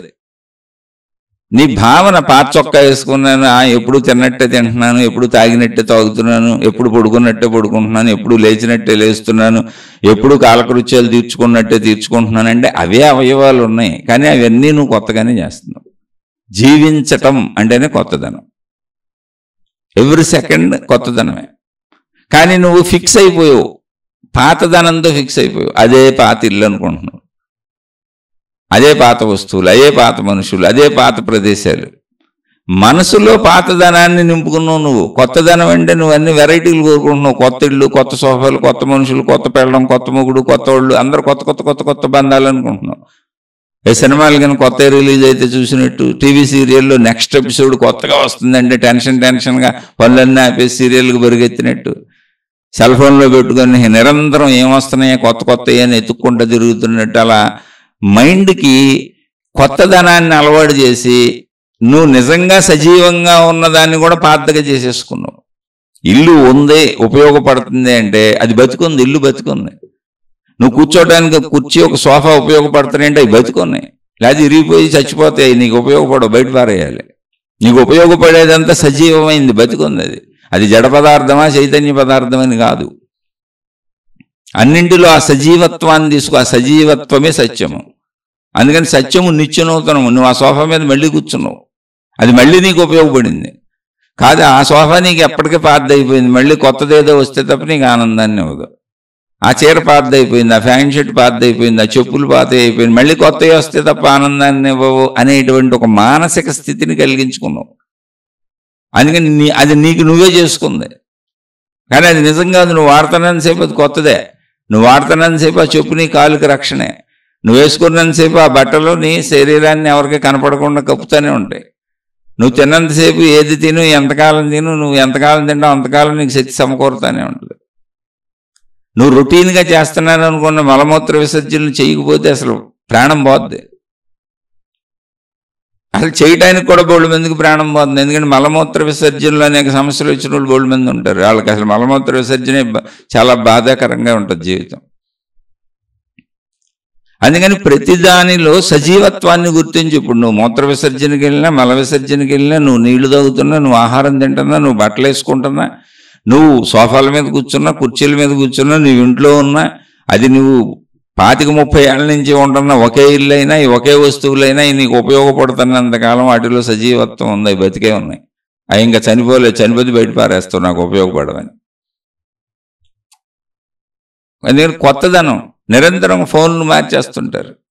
ప్రతి సంవత్సరం కొత్త ఫోన్ వస్తూ ఉంటే కొత్త ఫోన్ కొందామని వెళ్తూ ఉంటాం. ఏం మనసుకు కొత్తదనాన్ని అలవాటు చేసావు, ఫోన్ మారుస్తావు, సోఫా మారుస్తావు, బట్టలు మారుస్తావు, చీరలు మారుస్తావు, ఏదో ఒకటి సంథింగ్ అలా మారుస్తావు. భర్తను మార్చలేక దిగులు వస్తుంది, భార్యను మార్చలేక దిగులు వస్తుంది. ఎందుకంటే ఆ రూల్స్ సమాజంలో లేవు. కానీ మనసులో మార్చాలనేటువంటి అభిప్రాయం వచ్చేస్తుంటుంది. ఎందుకని అన్నీ మారుస్తాక నేను ఇక్కడ పరిగెత్తి మనసు అక్కడ ఆగమండి ఆగుద్దా? అలా దేవుళ్ళు మారుస్తావు, మతాలు కూడా మారుస్తావు. అది జరుగుతూనే ఉంది, సాగుతూనే ఉంది. ఎక్కడికైనా వెళ్ళిపోతావు మార్చడానికి. ఎందుకంటే మార్చటం అలవాటు అయిపోయింది కనుక. ఇది మార్చటం కాదు, సజీవత్వాన్ని గుర్తించు అన్నింట్లో, అంతే, సింపుల్. ఆ సజీవత్వమే సత్యము, నిత్యనూతనము. ఆ సజీవత్వమే ప్రాణశక్తి, ఆ సజీవత్వమే ఆత్మశక్తి, ఆ సజీవత్వమే దైవశక్తి, ఆ సజీవత్వమే దేవుడు, దానికి నశింపలేదు. ఆ సజీవత్వమే నువ్వు ఉన్నావంటే, ఇప్పుడు మాట్లాడుతున్నాను నేనంటే, మీరు వింటున్నారు అంటే, మన నుంచి ఒక అవగాహన జరుగుతుంది అంటే సజీవత్వంలో ఉన్నాం కనుక. ఆ సజీవత్వమే మనం కూడా.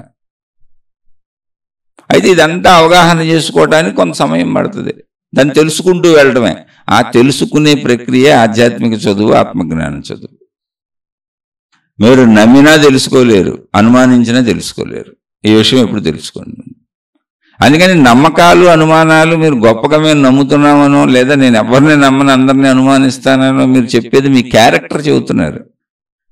నేను ఇలా ఫిక్స్డ్గా జీవిస్తాననేటువంటి మీ అభిప్రాయాన్ని చెబుతున్నారు, మీ తత్వాన్ని చెబుతున్నారు. అది పనికిరాని చెత్త ఈ భూమి మీద. నేను అందరినీ నమ్ముతానండి అని మీరు చెప్పినా అది పనికిరాని చెత్త, దాంతో పని లేదు ఎవరికి. అది నీ పర్సనల్లో, ఎవరికి ఉపయోగపడదు, నీకు ఉపయోగపడదు, నువ్వు చెబుతుంది అసత్యం. నేను ఎవరిని నమ్మనండి అని చెప్పినా అది నీ క్యారెక్టర్, అది నీ పర్సనల్, అది ఒక చెత్త, అది ఎవరికి ఉపయోగపడదు. అరటిపండు తినేసి పడినాక తొక్కలాంటిది, అది పక్కన పారేయటమే. దానివల్ల ఉపయోగం లేదు, అసలు ఉపయోగం లేదు. కానీ అది ఉపయోగమైంది అనుకొని అందరికీ చెబుతుంటాం మనం. ఉపయోగమైంది ఎప్పుడు తెలుసుకోవటమే. ఇప్పుడు మా నాన్నకి ఏం కావాలి, ఇప్పుడు మా అమ్మకి ఏం కావాలి, ఇప్పుడు మా ఆవిడకి ఏం కావాలి, ఇప్పుడు నా భర్తకి ఏం కావాలి, ఇప్పుడు నా పిల్లలకి ఏం కావాలి, ఇప్పుడు నా పక్కన ఉన్న అందరికీ ఏం కావాలి, నా బాధ్యతగా నేనేం చేయాలి, ఇప్పుడు నాకేం కావాలి, ఇప్పుడే. ఇప్పుడు సజీవత్వం, ఇప్పుడు సజీవత్వం. నువ్వు గడిచిపోయిన కాలపు అభిప్రాయాలతో జీవిస్తే కుదరదు. అందుకని ఎప్పుడు తెలుసుకో, పరిశీలించు, ఇప్పుడు తెలుసుకున్నా. మా ఆవిడ అబద్ధం చెప్పింది, లేదా నా ఎదుటోళ్ళు అబద్ధం చెప్పారు, ఓకే, అది ఇప్పటికి. అదేంటండి అబద్ధం చెప్పారు కదండి, వాళ్ళ అబద్ధాల కోరులని ఫిక్స్ అయిపోతానండి. ఎందుకు ఫిక్స్ అవుతావు? రేపు వాళ్ళు అబద్ధం చెప్పలేని చూడు, రేపు కూడా చూడు. అరే నిజమేనండి, వాళ్ళు అబద్ధం చెప్పలేదు, నిన్న అబద్ధం చెప్పారు. నిన్న అబద్ధం ఎందుకు చెప్పారు, ఏ పరిస్థితుల్లో చెప్పారు ఒకసారి చూడు. అది అందులో నీ కఠినత్వము, నీకు అది తెలియకూడదన్న సత్యము, తెలిస్తే నువ్వు రియాక్ట్ అయ్యే విధానము, దానివల్ల కలిగే నష్టము, లాభము, దానివల్ల చెప్పారేమో అబద్ధం. ఇవాళ పరిస్థితులు మారినప్పుడు మంచి చెబుతున్నారేమో. అంటే ఒక వ్యక్తి అబద్ధం చెప్పడంలో, నిజం చెప్పడంలో మన పాత్ర ఎంత ఉందో చూడు. వాళ్ళ పాత్ర ఓకే, మన పాత్ర ఎంత ఉందో చూడు. అలాగే మన పాత్ర వాళ్ళ పాత్రతో పాటు పరిస్థితులు కూడా చూడు. అలా చూసి బేరీజ్ వేసుకొని కొన్నాళ్ళ తర్వాత నువ్వు నిర్ణయించుకొని వాళ్ళతో జాగ్రత్తగా ఉండు.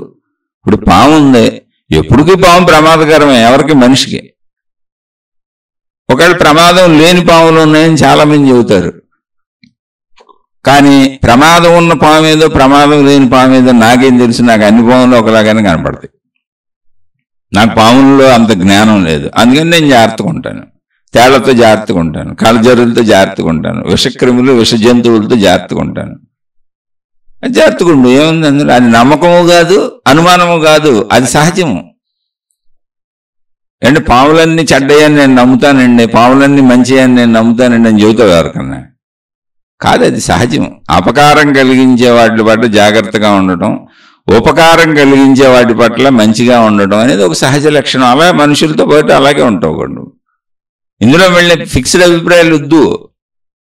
నమ్మకము తప్పు. నమ్మకము అంటే ఇప్పుడు ఈ నిమిషం నువ్వు చూసిన దాని ప్రకారం, నీకు ఎవరో చెప్పిన దాని ప్రకారం ఎప్పటికీ ఇలాగే ఉంటానంటున్నావు నువ్వు. నమ్మకం అంటే అది. ఇప్పుడు దాన్ని ఆధారం చేసుకుని ఎప్పటికీ ఇలాగే ఉంటాను అనేది పిచ్చితనం, ఎర్రితనం, గుడ్డితనం తప్ప గొప్పతనం ఎందుకు అవుతుంది? అది గొప్పతనంగా చెప్పుకుంటున్నారు. ఏమండి నేను మా గురువు గారి కోసం ప్రాణం ఇచ్చేస్తానండి, ఏమండి నేను మా దేవుడి గారి కోసం ప్రాణం ఇచ్చేస్తానండి, ఏమండి నేను మా మతం గారి కోసం ప్రాణం ఇచ్చేస్తానండి. అసలు నీ ప్రాణాలు ఇడికేది మతం అవ్వదు, గురువు అవడు, దేవుడు అవడు. ముందు ఆ విషయం తెలుసుకో.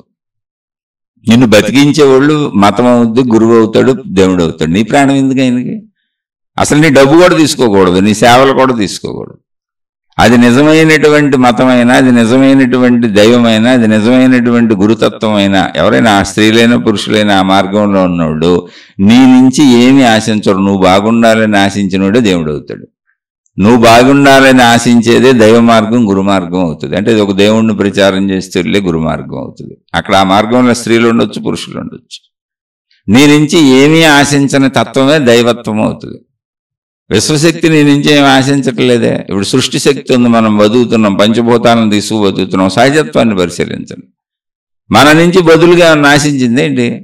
ఇప్పుడు భూమి మీద మనం బతుకుతున్నామండి, భూమి మీద ఏమన్నా తిరిగిస్తున్నావేంటి? నువ్వు ఏమిస్తున్నావు? గాలి పీల్చుకుంటున్నావు, గాలిగా ఇస్తున్నావా? సూర్యరశ్మి వాడుకుంటున్నావు, సూర్యుడిగా ఇస్తున్నావా? అంటే ఇస్తున్నావా అంటే నేను అడుగుతున్నాడా? అది నేను చెప్పేది. నిన్నేమన్నా అడుగుతున్నాయా? పంచభూతాలు నిన్నేమన్నా అడుగుతున్నాయా? చెట్లు కాయలు కాస్తున్నాయి, పువ్వులు పోస్తున్నాయి. మనం డబ్బు అనేది మీడియాగా పెట్టుకున్నది మనిషి, అడుగుతున్నవాడు మనిషి తప్ప చెట్లు నిన్ను ఎప్పుడు డబ్బులు అడగల. ఆహార ధాన్యాలు లేదు, నువ్వు బతకడమే కుదరదు. అవి నిన్ను ఎప్పుడు డబ్బులు అడగల. అవి నిన్ను అసలు ఏమీ అడగట్లా. నువ్వు కావాలంటే నీళ్ళు పోసి బతికించుకుంటున్నావు. లేకపోతే ఇప్పుడు పశుపక్ష్యాదులు అంటే మనుషులు తప్ప పశుపక్ష్యాదులు అన్నీ ఉన్నాయండి. ఏమన్నా ఇస్తున్నాయా? పక్షులు వెళ్ళి పళ్ళు కోసుకొని తింటాయి, పళ్ళు చిగురుటాకులు తింటాయి, ఆ పువ్వుల్లో ఉన్న మకరందాలని తేనెటీగలు తాగుతాయి. ఏమన్నా నీళ్లు పోసి మొక్కలను పెంచుకుంటున్నాయండి? కాదు, సృష్టి ఏర్పాటు. అది సృష్టి ఏర్పాటు అంతే. నీకు అన్నీ అందించబడినాయి, ఇవ్వబడినాయి. తిరిగి నువ్వు చెల్లించాల్సింది ఏమీ లేదు. ఎందుకంటే నువ్వు కూడా అదే కనుక అందులోనే ఉన్నావు. నిన్ను ఇక్కడ ఎవరేం అడగట్లా. అది దైవత్వం. ఆ సృష్టి శక్తి దైవత్వం, ఆ విశ్వశక్తి దైవత్వం.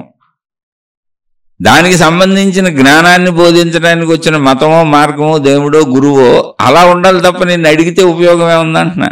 నువ్వు అడిగితే వాళ్ళు నీకు నచ్చితే ఇవ్వు, నేను తప్పు రైట్లు చెప్పట్లా. దానికి బోల్డ్ ఆర్గ్యుమెంట్లు లక్షలు మాట్లాడుకోవచ్చు. కానీ కాదు, ఏది దైవశక్తి అంటున్నావు, ఏది దేవుడు అంటున్నావు? ఈ సృష్టి మొత్తానికి కారణం దేవుడు అన్నావు. పోనీ సామాన్య జ్ఞానంలో నువ్వు అనుకున్న దేవుడు, నీ రూపం దేవుడో, నీ మత దేవుడో, నీ దేవతో ఎవరో అనుకో, లేదా అర్థమైతే ఆత్మశక్తి అనుకో. అన్నప్పుడు ఆ శక్తి అసలు నీకు అన్ని సమకూరుస్తుంది నిరంతరం తప్ప నీకు నీ నుంచి తిరిగి ఏమి అడగట్లా. మరి నాకు కష్టాలు వస్తున్నాయి కదండి అన్నావు అనుకో, దానికి కూడా చెప్పారు కర్మ సిద్ధాంతం. నువ్వు చేస్తున్న పనుల ఫలితాలు వస్తున్నాయి తప్ప నిన్నేం అడగలే. అసలు నీకు అన్ని సమకూర్చటమే ఉంది. ఇప్పుడు నువ్వు ఎవరినైనా బాధ పెట్టి నువ్వు మనిషిగా, అది కూడా మళ్ళీ జంతువులకు లేదు, ఒక్క మనిషిగా ఉంది. నువ్వు ఇబ్బంది పెట్టి, కష్టపెట్టి, లేదా నీ మనసు నువ్వే బాడు చేసుకొని నువ్వు అలా బాధలు పడుతున్నావు తప్ప కర్మ సిద్ధాంతం అలా నీ మీద పనిచేస్తుంది తప్ప నీవు ఇచ్చేదేమి లేదు, నిన్ను అడిగేదేమి లేదు. అది నిన్ను బతికిస్తుంది ఇక్కడ అంతే. అదే నీకు జన్మిచ్చింది, అదే నిన్ను పుట్టించింది, అదే నిన్ను బతికిస్తుంది, అదే నిన్ను తీసుకెళ్ళి తనలో కలిపేసుకుంటుంది. అది నీకు జన్మ ఎక్కడి నుంచి ఇచ్చింది? తనలోంచి ఇచ్చింది. అది నిన్ను ఎక్కడ బతికిస్తుంది? తనలోనే బతికిస్తుంది. మన జీవితం అంతా ఎక్కడ సాగుతుంది? సృష్టిలో సాగుతుంది, ప్రకృతిలో సాగుతుంది. సమకూరేయన్నీ ఎక్కడ ఉన్నాయి? ప్రకృతిలోనే ఉన్నాయి. మళ్ళీ మరణంతో ఎక్కడ కలుస్తాం? ప్రకృతిలోనే కలిసిపోతాం. నువ్వు ఇచ్చేది ఏమి ఉండదు. ఆ నీ నుంచి ఏమీ ఆశించకుండా నీకు అన్ని సమకూర్చేదే ప్రకృతి శక్తి, విశ్వశక్తి, దైవశక్తి. నువ్వు దేవుడను ఏదైనాను ఆ దైవశక్తి గురించి మేము బోధిస్తామని మొదలైనటువంటి మతాలు, మార్గాలు, విధానాలు, పద్ధతులు నిన్ను ఏదైనా అడుగుతున్నాయి అనుకోండి, అది ఎలా కరెక్ట్ అవుద్ది? నువ్వే ఆలోచించుకో. కరెక్ట్ అంటే ఇల్లు, నిన్ను కాదనేది లేదు. కానీ నిన్ను ఆశించి నువ్వు ఇస్తే నీకు జ్ఞానం చెబుతానన్నది ఏదైనా నీకంటే ఎక్కువ వాళ్ళకి, నీకంటే ఎక్కువ ఇచ్చినోడి దగ్గరికి వెళ్ళిపోద్ది. ఎప్పుడు సింపుల్ థింగ్ అంతే.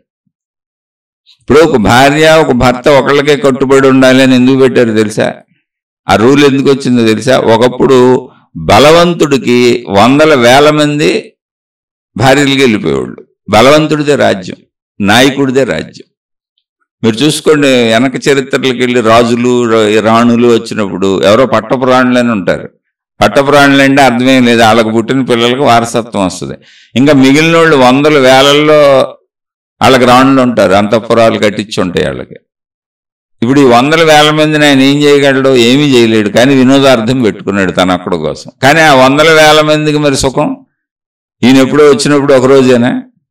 అది ఆయనకి సాగింది బలం, బలవంతుడికి అలా సాగింది.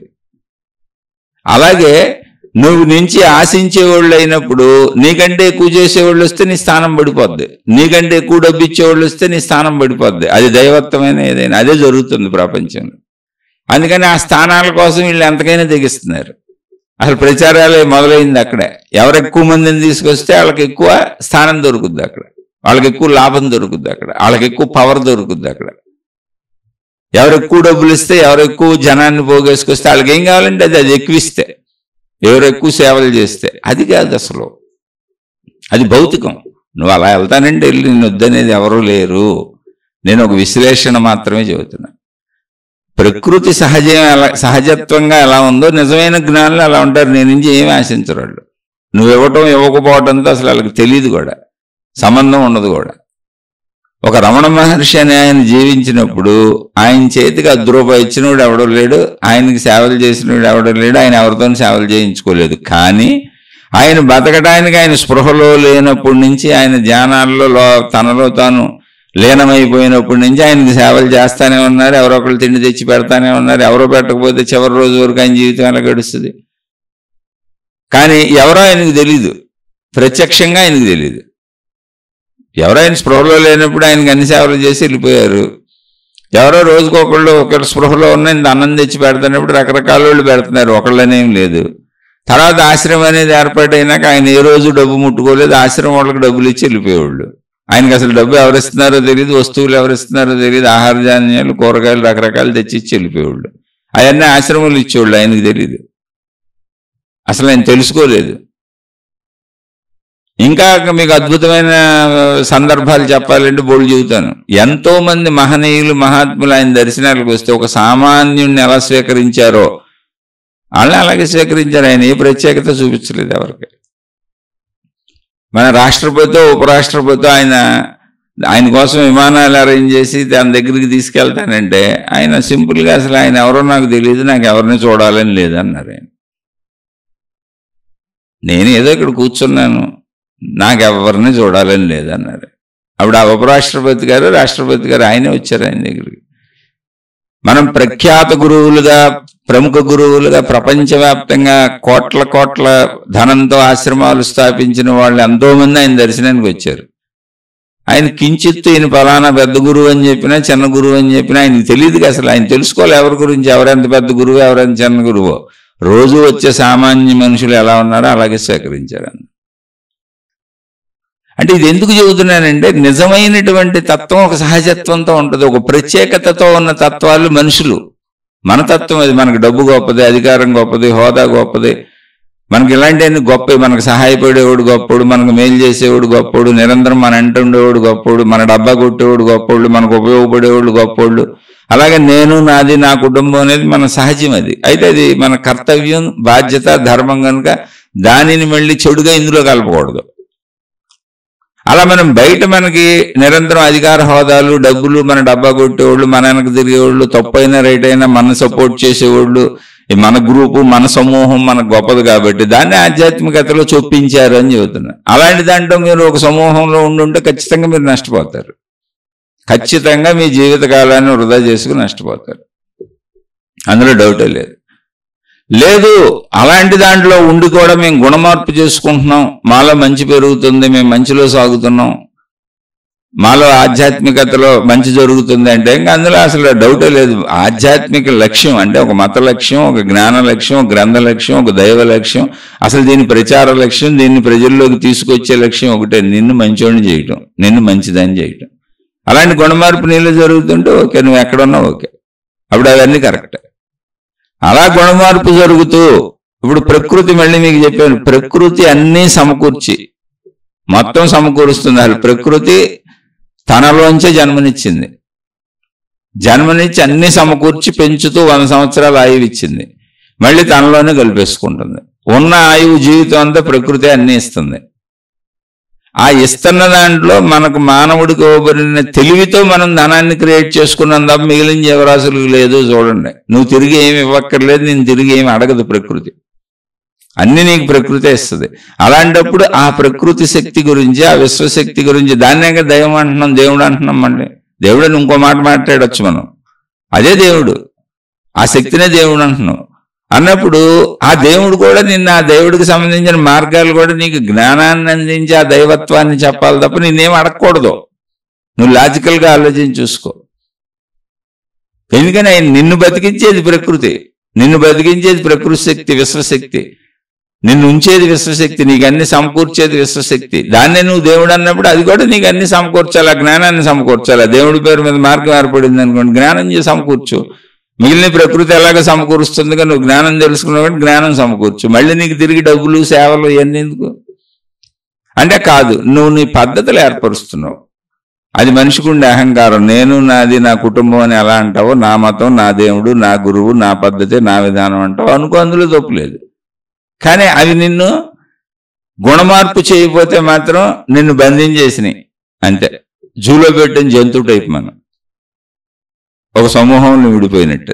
ఇక ఎప్పటికీ అలా జంతువులనే ఉంటాం, దాన్నే స్వర్గం అనుకుంటాం. అది నమ్మకం. అక్కడే అనుమానం కూడా ఉంటుంది. నమ్మకం, అనుమానం కలిసి ఉంటాయి. తెలుసుకునే చోట నమ్మకం ఉండదు, అనుమానం ఉండదు. అందుకని ఎవరు ఎలా వెళ్తున్నామో చూసుకోవాలి. మళ్ళీ మళ్ళీ మళ్ళీ చెబుతున్నా, ప్రకృతి అన్నీ ఎలా సమకూరుస్తుందో ఆ ప్రకృతి శక్తినే, విశ్వశక్తినే దేవుడిగా పెట్టుకున్నాం. కాబట్టి దేవుడికి సంబంధించిన వాళ్ళు ఏది చెబుతున్నా వాళ్ళు జ్ఞానాన్ని అందించడమే తప్ప నీ నుంచి ఏమి ఆశించకూడదు. ఎందుకని అన్ని సమకూర్చిన ప్రకృతి నీ నుంచి ఏమి ఆశించటం లేదు.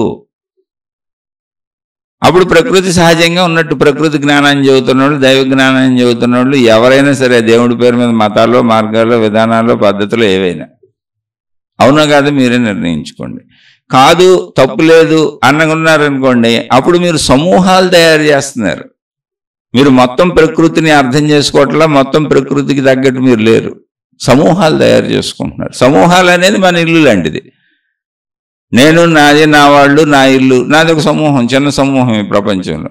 అలాగే నేను ఇంకా కొంచెం పెద్దది కలిపి ఒక మతంగా, ఒక మార్గంగా, ఒక దేవుడిగా, ఒక విధానంగా, గురువుగా, ఒక పద్ధతిగా, ఒక ఆచారంగా, ఒక సాంప్రదాయంగా ఒక పెద్ద సమూహాన్ని, అంటే ఇటువంటి కుటుంబాలు బోళ్ళు కలిగిన ఒక సమూహాన్ని తయారు చేసుకున్నాను.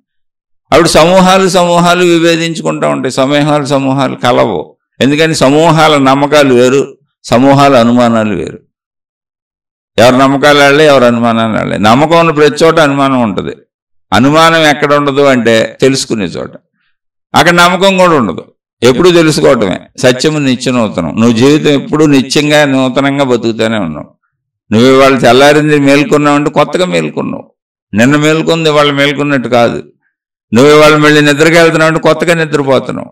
రోజు నిద్రపోతే వాళ్ళు నిద్ర పట్టకపోతే వాళ్ళు నిద్ర పట్టలేదని చాలా ఇబ్బంది పడ్డానంటావు. ఎందుకని అది నూతనంగా అనిపిస్తున్నావు ఇప్పుడు. అందుకని జీవితం ఎప్పుడు నూతనమే. జీవము అంటేనే నూతనం. ఇక్కడ సత్యము నిత్య నూతనం అంటే ఏంటి? జీవశక్తి, ప్రాణశక్తి, ఆత్మశక్తి, శక్తి నిత్య నూతనము. ఆ దైవత్వము నిత్య నూతనము, ఆ దైవశక్తి నిత్య నూతనము, ఆ దేవుడు నిత్య నూతనం. దాన్ని అర్థం చేసుకోవాలి. అందుకని ఆ ప్రకారం ఉండటం మనం జీవిస్తున్నామని లేదో చూసుకోవాలి. ఇక్కడ మన సోదరుడు అడిగిన ప్రశ్నలో విషయం ఏంటి, ఇదంతా ఎందుకు చెప్పానంటే, ఈ దైవశక్తి నుంచి జననం వచ్చింది. అంటే ప్రకృతి నుంచి జననం వచ్చింది. ప్రకృతిలోనే మరణం వస్తుంది. జననానికి మరణానికి మధ్యలో 100 సంవత్సరాల ఆయువు వచ్చింది.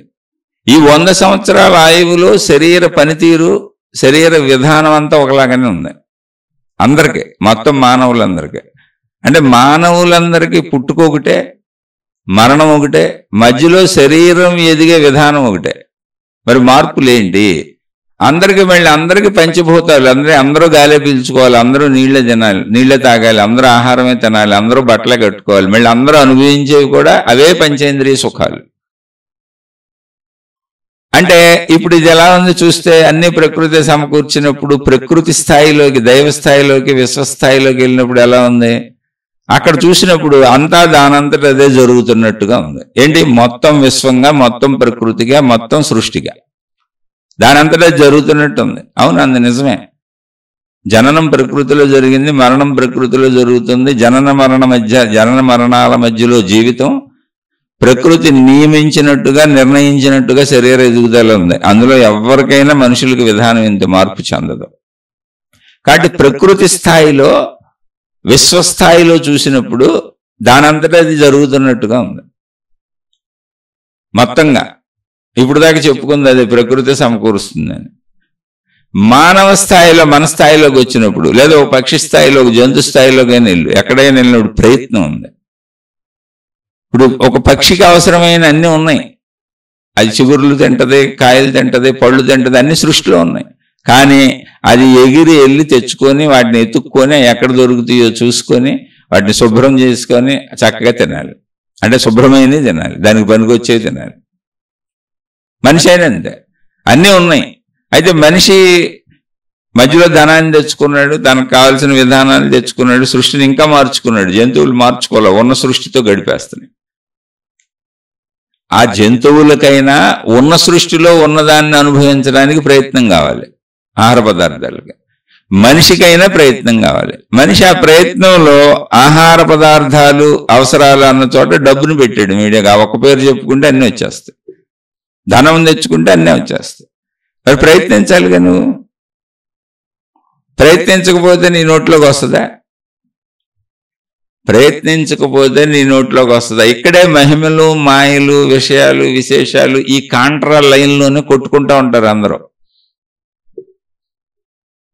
సృష్టిపరంగా, విశాల సృష్టిపరంగా, జనన మరణాలు, జీవిత పరంగా మొత్తం విశాల సృష్టిని దృష్టిలో పెట్టుకొని ఆలోచించినప్పుడు దాని అంతటా జరుగుతుంది నిజమే.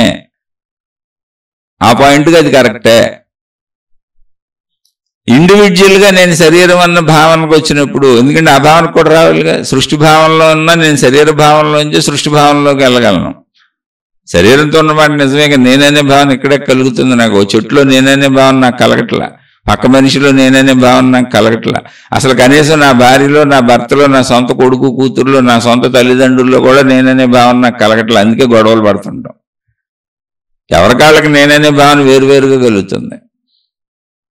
కాబట్టి నేననే భావన కలిగిన ప్రతి మనిషి తాను ప్రయత్నించుకోవాలి. ఆహార పదార్థాలకు మనం అన్నిటికీ ధనం మూలంగా పెట్టుకున్నాగా ప్రయత్నించుకోవాలి. నువ్వు శాంతిగా ఉండడానికి నువ్వే ప్రయత్నించుకోవాలి. నువ్వు జ్ఞానం తెలుసుకోవడానికి నువ్వే ప్రయత్నించుకోవాలి. ఆ జ్ఞానాన్ని అర్థం చేసుకోవడానికి నువ్వే ప్రయత్నించుకోవాలి. అర్థం చేసుకున్న జ్ఞానాన్ని ఆచరించడానికి నువ్వే ప్రయత్నించుకోవాలి. మొత్తం అన్నీ నువ్వే ప్రయత్నించుకోవాలి. నాకు ఒక సోదరుడు కామెంట్ పెట్టాడు. అంటే ఇవి చెబుతున్నప్పుడు ఎవరి అభిప్రాయాలు వాళ్ళు తెలియజేస్తూ ఉంటారు, అందులో తప్పేం లేదు. నేను చెబుతుంది కూడా నా అభిప్రాయాలు, సత్యం కాదు. నేను ముందే చెప్పాను, అది విశ్లేషణ. నేను సత్యాన్ని చెప్పగలిగిన సమర్థుడు నేను ఎలా అవుతాను? నేను ఆఫ్టర్ ఆల్ ఒక ధూళి కణాన్ని. ఇందులో నాకు అర్థమైంది విశ్లేషిస్తున్నాను. సత్యము అనే దాన్ని నిర్ధారించి అవటం ఉండదు, ఎప్పుడు తెలుసుకోవటమే బతుకున్నాడు నువ్వు. సత్యము నిత్య నూతనము అంటే ఏంటి? నువ్వు ఇదే సత్యం అంటే పాత అయిపోద్ది, అది ఇప్పటికే సత్యం. సత్యము నిత్య నూతనం అంటేనే అర్థం ఏంటో తెలుసా? దాన్ని నిత్యం ఎప్పుడు తెలుసుకుంటూ ఉండాల్సిందే. నూతనం అంటే ఏంటి? కొత్తది. కొత్తది అంటే ఏంటి? ఎప్పుడు తెలుసుకోవాలి. అటు సత్యం అనేది ఎప్పుడు నూతనంగా, సజీవంగా ఉంటుంది. దాన్ని నువ్వు ఎప్పుడు తెలుసుకుంటూ ఉండటమే. నువ్వు బతుకున్నాళ్ళు తెలుసుకుంటూ ఉండటమే. నో ఫిక్స్డ్ అభిప్రాయం. వీళ్ళు ఎలాంటి వాళ్ళు, అలాంటి వాళ్ళు, నో ఫిక్సేషన్. చెడ్డవాళ్ళు మంచివాళ్ళు అవుతారు, మంచివాళ్ళు చెడ్డవాళ్ళు అవుతారు. కాల పరిస్థితుల్లో అనేక మారిపోతూ ఉంటుంది. ఎందుకని? విభిన్న పరిస్థితులు భౌగోళికంలోనే ఉన్నాయి. ఎండాకాలం, దానికి ఆపోజిట్ పూర్తిగా వానాకాలం వస్తుంది, వర్షాలు పడతాయి. ఎండలు మండిపోతున్నాయి అంటే పైనుంచి నీళ్లు కురిసేస్తాయి వచ్చి, పూర్తి ఆపోజిట్. ఈ రెండింటికి పూర్తి ఆపోజిట్ చలికాలం వస్తుంది. నీళ్లు ఉండవు కానీ చల్లగా ఉంటుంది, ఎండ ఉండదు. మూడు విభిన్న కాలాలు వస్తున్నాయి మనకి. భౌగోళిక పరిస్థితుల్లోనే అటువంటి సత్యం ఏంటి? సత్యం నిత్య నూతనం అన్నారు. అందుకే ఎప్పుడు ఏదొస్తే అది పుచ్చుకోదు, అంతే. అది అలా మార్పు చెందుతూ ఉంటుంది. మార్పు అనేది సృష్టి ధర్మము. సృష్టిలో కాన్స్టెంట్ గా ఉండే సత్యం ఏంటంటే నిరంతర మార్పు. నిరంతర మార్పు సత్యమైనప్పుడు అది నిత్య నూతనమే కదా, నిరంతరం మారుతానే ఉంటుంది కదా. అది మనిషిలో కూడా అంతే, మనలో కూడా అంతే. మన అభిప్రాయాలు మారుతాయి, మన ఆలోచనలు మారుతాయి, మన శరీర ఎదుగుదలను బట్టి, తరుగుదలను బట్టి, మన శరీర తీరుతెన్నులను బట్టి. ఆహారం తినకముందు ఆకలి సత్యం, ఆహారం తినేసినాక ఆకలి అసత్యం లేదు ఇప్పుడు. అలా ప్రతి నిమిషం మలమూత్ర విసర్జనలు చేయకముందు విసర్జన చేయాలనే సత్యం, విసర్జన చేసేసినాక వాష్రూమ్తో పని లేదు, ఇప్పుడు అది అంత అవసరమే లేదు. అప్పుడు అది లేదు, అది సత్యము కాదు, అసత్యము కాదు, లేదు అసలు. ఇది ఆకలి వేసినప్పుడే ఆహార పదార్థాల అవసరం ఉంది. ఆకలి కడుపు నిండిపోయినాక ఆహార పదార్థాల ధ్యాస లేదు. అది సత్యము కాదు, అసత్యం కాదు, లేదు. మనకు ధ్యాసలో ఏది లేదు, అది లేదు. అది సత్యం ఎప్పుడవుతుంది? మనకు అవసరమైనప్పుడు అవుతుంది. అది అసత్యం ఎప్పుడవుతుంది? మనకు అవసరమైనప్పుడు మనం వేరే విధంగా భావించుకుంటే అసత్యం అవుతుంది. అంటే ఎండమావులు, ఇప్పుడు దాహం వేస్తుంది, ఎండమావుల్లో నీళ్లు తాగుదామని వెళ్తున్నాం అనుకో, అసత్యం అవుతుంది. అసత్యం అంటే అలా జ్ఞానాన్ని కూడా సత్యంగా తెలుసుకో, సత్యం నిత్యనవుతున్నాం. అందుకని విశ్వపరిధిలో చూసినప్పుడు అంతా ఒక క్రమశిక్షణగా నడుస్తుంది. అసలు జననం అంటూ రాలేదనుకో, నువ్వు లేవుగా. మరణం అంటూ జరగలేదనుకో, నువ్వు ఉండిపోతావు అక్కడే. ఇప్పుడు మరణం వచ్చి నేను లేకుండా చేసేసింది, జననం వచ్చి నువ్వు ఉండేలా చేసింది. ఈ జననానికి మరణానికి మధ్యలో నేను ఉన్నాను అన్న టైంలో శరీరం మొత్తం మారిపోతే వెళ్తుంది, అది నీ చేతిలో లేదు. మార్పులు అన్నీ అందరికీ ఒకలానే ఉన్నాయి. అందరి శరీరాల్లో ఇంద్రియాలు, పనితీరులు అన్నీ ఒకలానే ఉన్నాయి. ఇందులో ఏంటి? ప్రయత్నించి తెచ్చుకోవటం మళ్ళీ నీ చేతిలో. నువ్వు ప్రయత్నించి తెచ్చుకోకపోతే, నువ్వు కూర్చుంటే, అంటే ఇప్పుడు నీకు అన్నం తెచ్చి నోట్లో అమ్మ పెట్టింది, ఒక పసిబిడ్డను ఎత్తుకొని అమ్మ ఆ పసిబిడ్డకి ఏం అవసరమో మెత్తగా వండి అన్నాన్ని చక్కగా నోట్లో పెట్టింది. నేను ప్రయత్నించను, నమలను, మింగను అన్నాడు అనుకోండి, ఏమన్నా చేయగలరు ఎవరన్నా? పోనీ దానికైనా నీ ప్రయత్నం కావాలిగా. నీ ప్రయత్నం కావద్దా? ఆ ప్రయత్నమే ధన సంపాదనగా మనిషి పెట్టుకున్నాడు. అన్నిటికీ మధ్య ధనాన్ని తెచ్చుకున్నాడు. జంతువులు మిగిలిన అన్ని ప్రయత్నించుకుంటున్నాయి. ఎంతవరకు ప్రయత్నించగలవు? మరణం వరకు. ఏం ప్రయత్నించగలవు? నీకున్న తెలివి, నీకున్న ప్రజ్ఞ, నీకున్న వనరులు, నీకున్న వసతులు, నువ్వు ఉంటున్న భౌగోళిక పరిస్థితుల్లో కూడా నీకున్న అవకాశాలు. నువ్వు ప్రయత్నించిన అవకాశం లేకపోతే, చాలామంది పాపం పని చేద్దాం అనుకుంటారు, అసలు కొన్ని చోట్ల పనులే ఉండవు. పనులు దొరకని దేశాలు బోర్డు ఉన్నాయి, ప్రదేశాలు బోర్డు ఉన్నాయి. పని చేద్దామని ఉంటుంది. చాలామందికి అవకాశాలు ఉంటాయి, పనులు చేయరు. అది నీ తత్వం. అందుకని ప్రయత్నం నువ్వు చేయవలసిందే. అదే జరుగుతుందా అంటే కుదరదు. నాకు ఒక సోదరుడు కామెంట్ పెట్టాడని చెప్పాక, ఏంటంటే నేను ఈ మహిమలో మాయలో ఏమీ లేవు, నమ్మొద్దు అని చెబుతా ఉంటా. అది నా సొంత అభిప్రాయం, మీరు నమ్మండి, ఎవరొద్దన్నారు, నేను నమ్మొద్దంటలా. కాకపోతే మీరు ఇక్కడికి వచ్చి కూర్చొని ఈ చెబుతున్న విషయాల వాళ్ళకి కాంట్రా చెప్పాలనుకోవటమే మీ మైండ్లో ఉన్నటువంటి ఒక అవగాహన రాహిత్యం. ఏ క్లాసులో వాళ్ళు అక్కడ కూర్చోండి, ఏది ఇష్టం వచ్చిన వాళ్ళు తినండి. నాన్ వెజ్ తినేవాళ్ళు ఆ హోటల్కి వెళ్తారు, వెజిటేరియన్ తినేవాళ్ళు ఈ హోటల్కి వెళ్తారు. ఒకే హోటల్లో 100 రకాల టిఫిన్లు ఉంటాయి, ఎవరికి నచ్చింది వాళ్ళు చెప్పుకుంటారు. ఇక్కడ నేను చెప్పే విషయం ఏంటంటే, నేను నమ్మను మాయల మహిమలు. ఎందుకు నమ్మను, నేను ఎందుకు నమ్మను ఏంటంటే కారణాలతో సహా చెబుతున్నా. కానీ కాదు, మళ్ళీ ఇక్కడికి వచ్చి నేను చెప్పే దాంట్లోకి వచ్చి నేను చెప్పేది వినేవాళ్ళ దగ్గరికి వచ్చి వాళ్ళు కామెంట్లు పెడతా ఉంటారు. ఏమైనా తెలుసా? కాదు మేము నమ్ముతున్నాము అని. నువ్వు నమ్మే సమూహంలో కూర్చో, ఎవరొద్దన్నారు? ప్రపంచంలో నమ్మేవాళ్ళు ఎక్కువ ఉన్నారు. అసలు మాయలు మహిమలు నమ్మకండి. మీ డబ్బుతో అవసరం లేదు, మీ సేవలతో అవసరం లేదు, మీరు ఎటువంటిది తిరిగి ఇవ్వక్కర్లేదు. ప్రకృతి మీకు ఎలా ఇచ్చిందో అలా జ్ఞానాన్ని మీకు ఉచితంగా ఇవ్వాల్సిందే దైవ మార్గం అంటే. నిజమైన మతం కానీ, నిజమైన గురువు కానీ, నిజమైన దైవ మార్గం కానీ, నిజమైనటువంటి ఏ విధానంలో ఉన్న వాళ్ళైనా, అంటే దైవీపరమైన విధానాలలో మిమ్మల్ని ఉద్ధరిస్తాం, మీకు ఏదో మంచి చేస్తామని మీకు కనీసం 4 మంచి మాటలు చెప్పేవాళ్ళు ఎవరైనా ఉచితంగా చెప్పాల్సిందే. ఎందుకని ప్రకృతి అంతా ఉచితంగా ఇస్తుంది అని నిరూపణలతో నా అభిప్రాయం చెబుతున్నా. కాదు అని చెప్పి మహిమలు ఉన్నాయి, మాయలు ఉన్నాయి, డబ్బులు కావాలి, సేవలు కావాలి, అది ప్రార్థనాలయాలు ఎలా కడతాం, దేవుణ్ణి ఎలా నిలబెడతాం, మత ప్రచారాలు ఎలా చేస్తాం, మా మత గొప్పతనాన్ని ప్రజలకు ఎలా తెలియజేస్తాం, అసలు ఈ జ్ఞాన గ్రంథాలన్నీ ప్రింట్ చేసి ప్రజలకు అమ్మపోతే, వీటి మీద లాభం తెచ్చుకోకపోతే, అనేక రకాల వ్యాపారాలు మేము మా మతం పేరు మీదో, మా సంస్థ పేరు మీదో, మా దేవుడి పేరు మీదో చేయకపోతే, డొనేషన్లు తీసుకోకపోతే, దక్షిణలు స్వీకరించకపోతే ఇవన్నీ ఎలా నిలబెడతాం అంటే, ఒక కుటుంబంలాగా మతాన్ని ఏర్పాటు చేసుకున్నాం. అది కూడా చెబుతున్నాగా. కుటుంబం ఎప్పుడైతే ఉందో, నువ్వు ఎప్పుడైతే ఉన్నావో నీకు ప్రయత్నించుకోవాలి. నీకు భార్యను తెచ్చుకున్నావు సుఖం కోసం, నీకు భర్తని జీవిత భాగస్వామిని తెచ్చుకున్నావు సుఖం కోసం. కాబట్టి ఇద్దరు పోషణకి ఇద్దరు చూసుకోవాలి. ఇద్దరు కలిపి పిల్లలకి అన్నారు కాబట్టి ఇప్పుడు ఇద్దరిని కన్నారు అనుకోండి, నలుగురు పోషణకి నలుగురు చూసుకోవాలి. అలాగే మీ ఇద్దరికి జన్మనిచ్చిన తల్లిదండ్రులు ఉన్నారు, మీరు మంచోళ్ళు అనుకోండి, సపోజ్ అనుకోండి ఊరికనే. అప్పుడు మీ తల్లిదండ్రులను ఇంట్లో ఉంచుకొని మీ బాధ్యతగా వాళ్ళని చూస్తూ ఉంటే అప్పుడు 6గురు పోషణకి మీరు చూసుకోవాలి.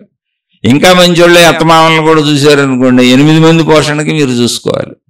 ఇంకా మంచివాళ్ళు మేము అన్నదమ్ములు అక్క చెల్లెళ్ళను కూడా చూస్తామన్నారు అనుకోండి, 10 మంది, 12 మంది, 15 మంది, 16 మంది, 20 మంది పోషణకి మీరు ఏర్పాటు చేసుకోవాలి. అలాగే మా మత దేవుడు, మా మత ప్రార్థనాలయం అన్నప్పుడు నువ్వు అన్నిటికీ ఏర్పాట్లు చేసుకోవాలి. నువ్వు ఏర్పాట్లు చేసుకున్నావు అంటున్నా, నేను తప్పంటలా. కానీ జ్ఞానానికి డబ్బుతో పని లేదంటున్నా.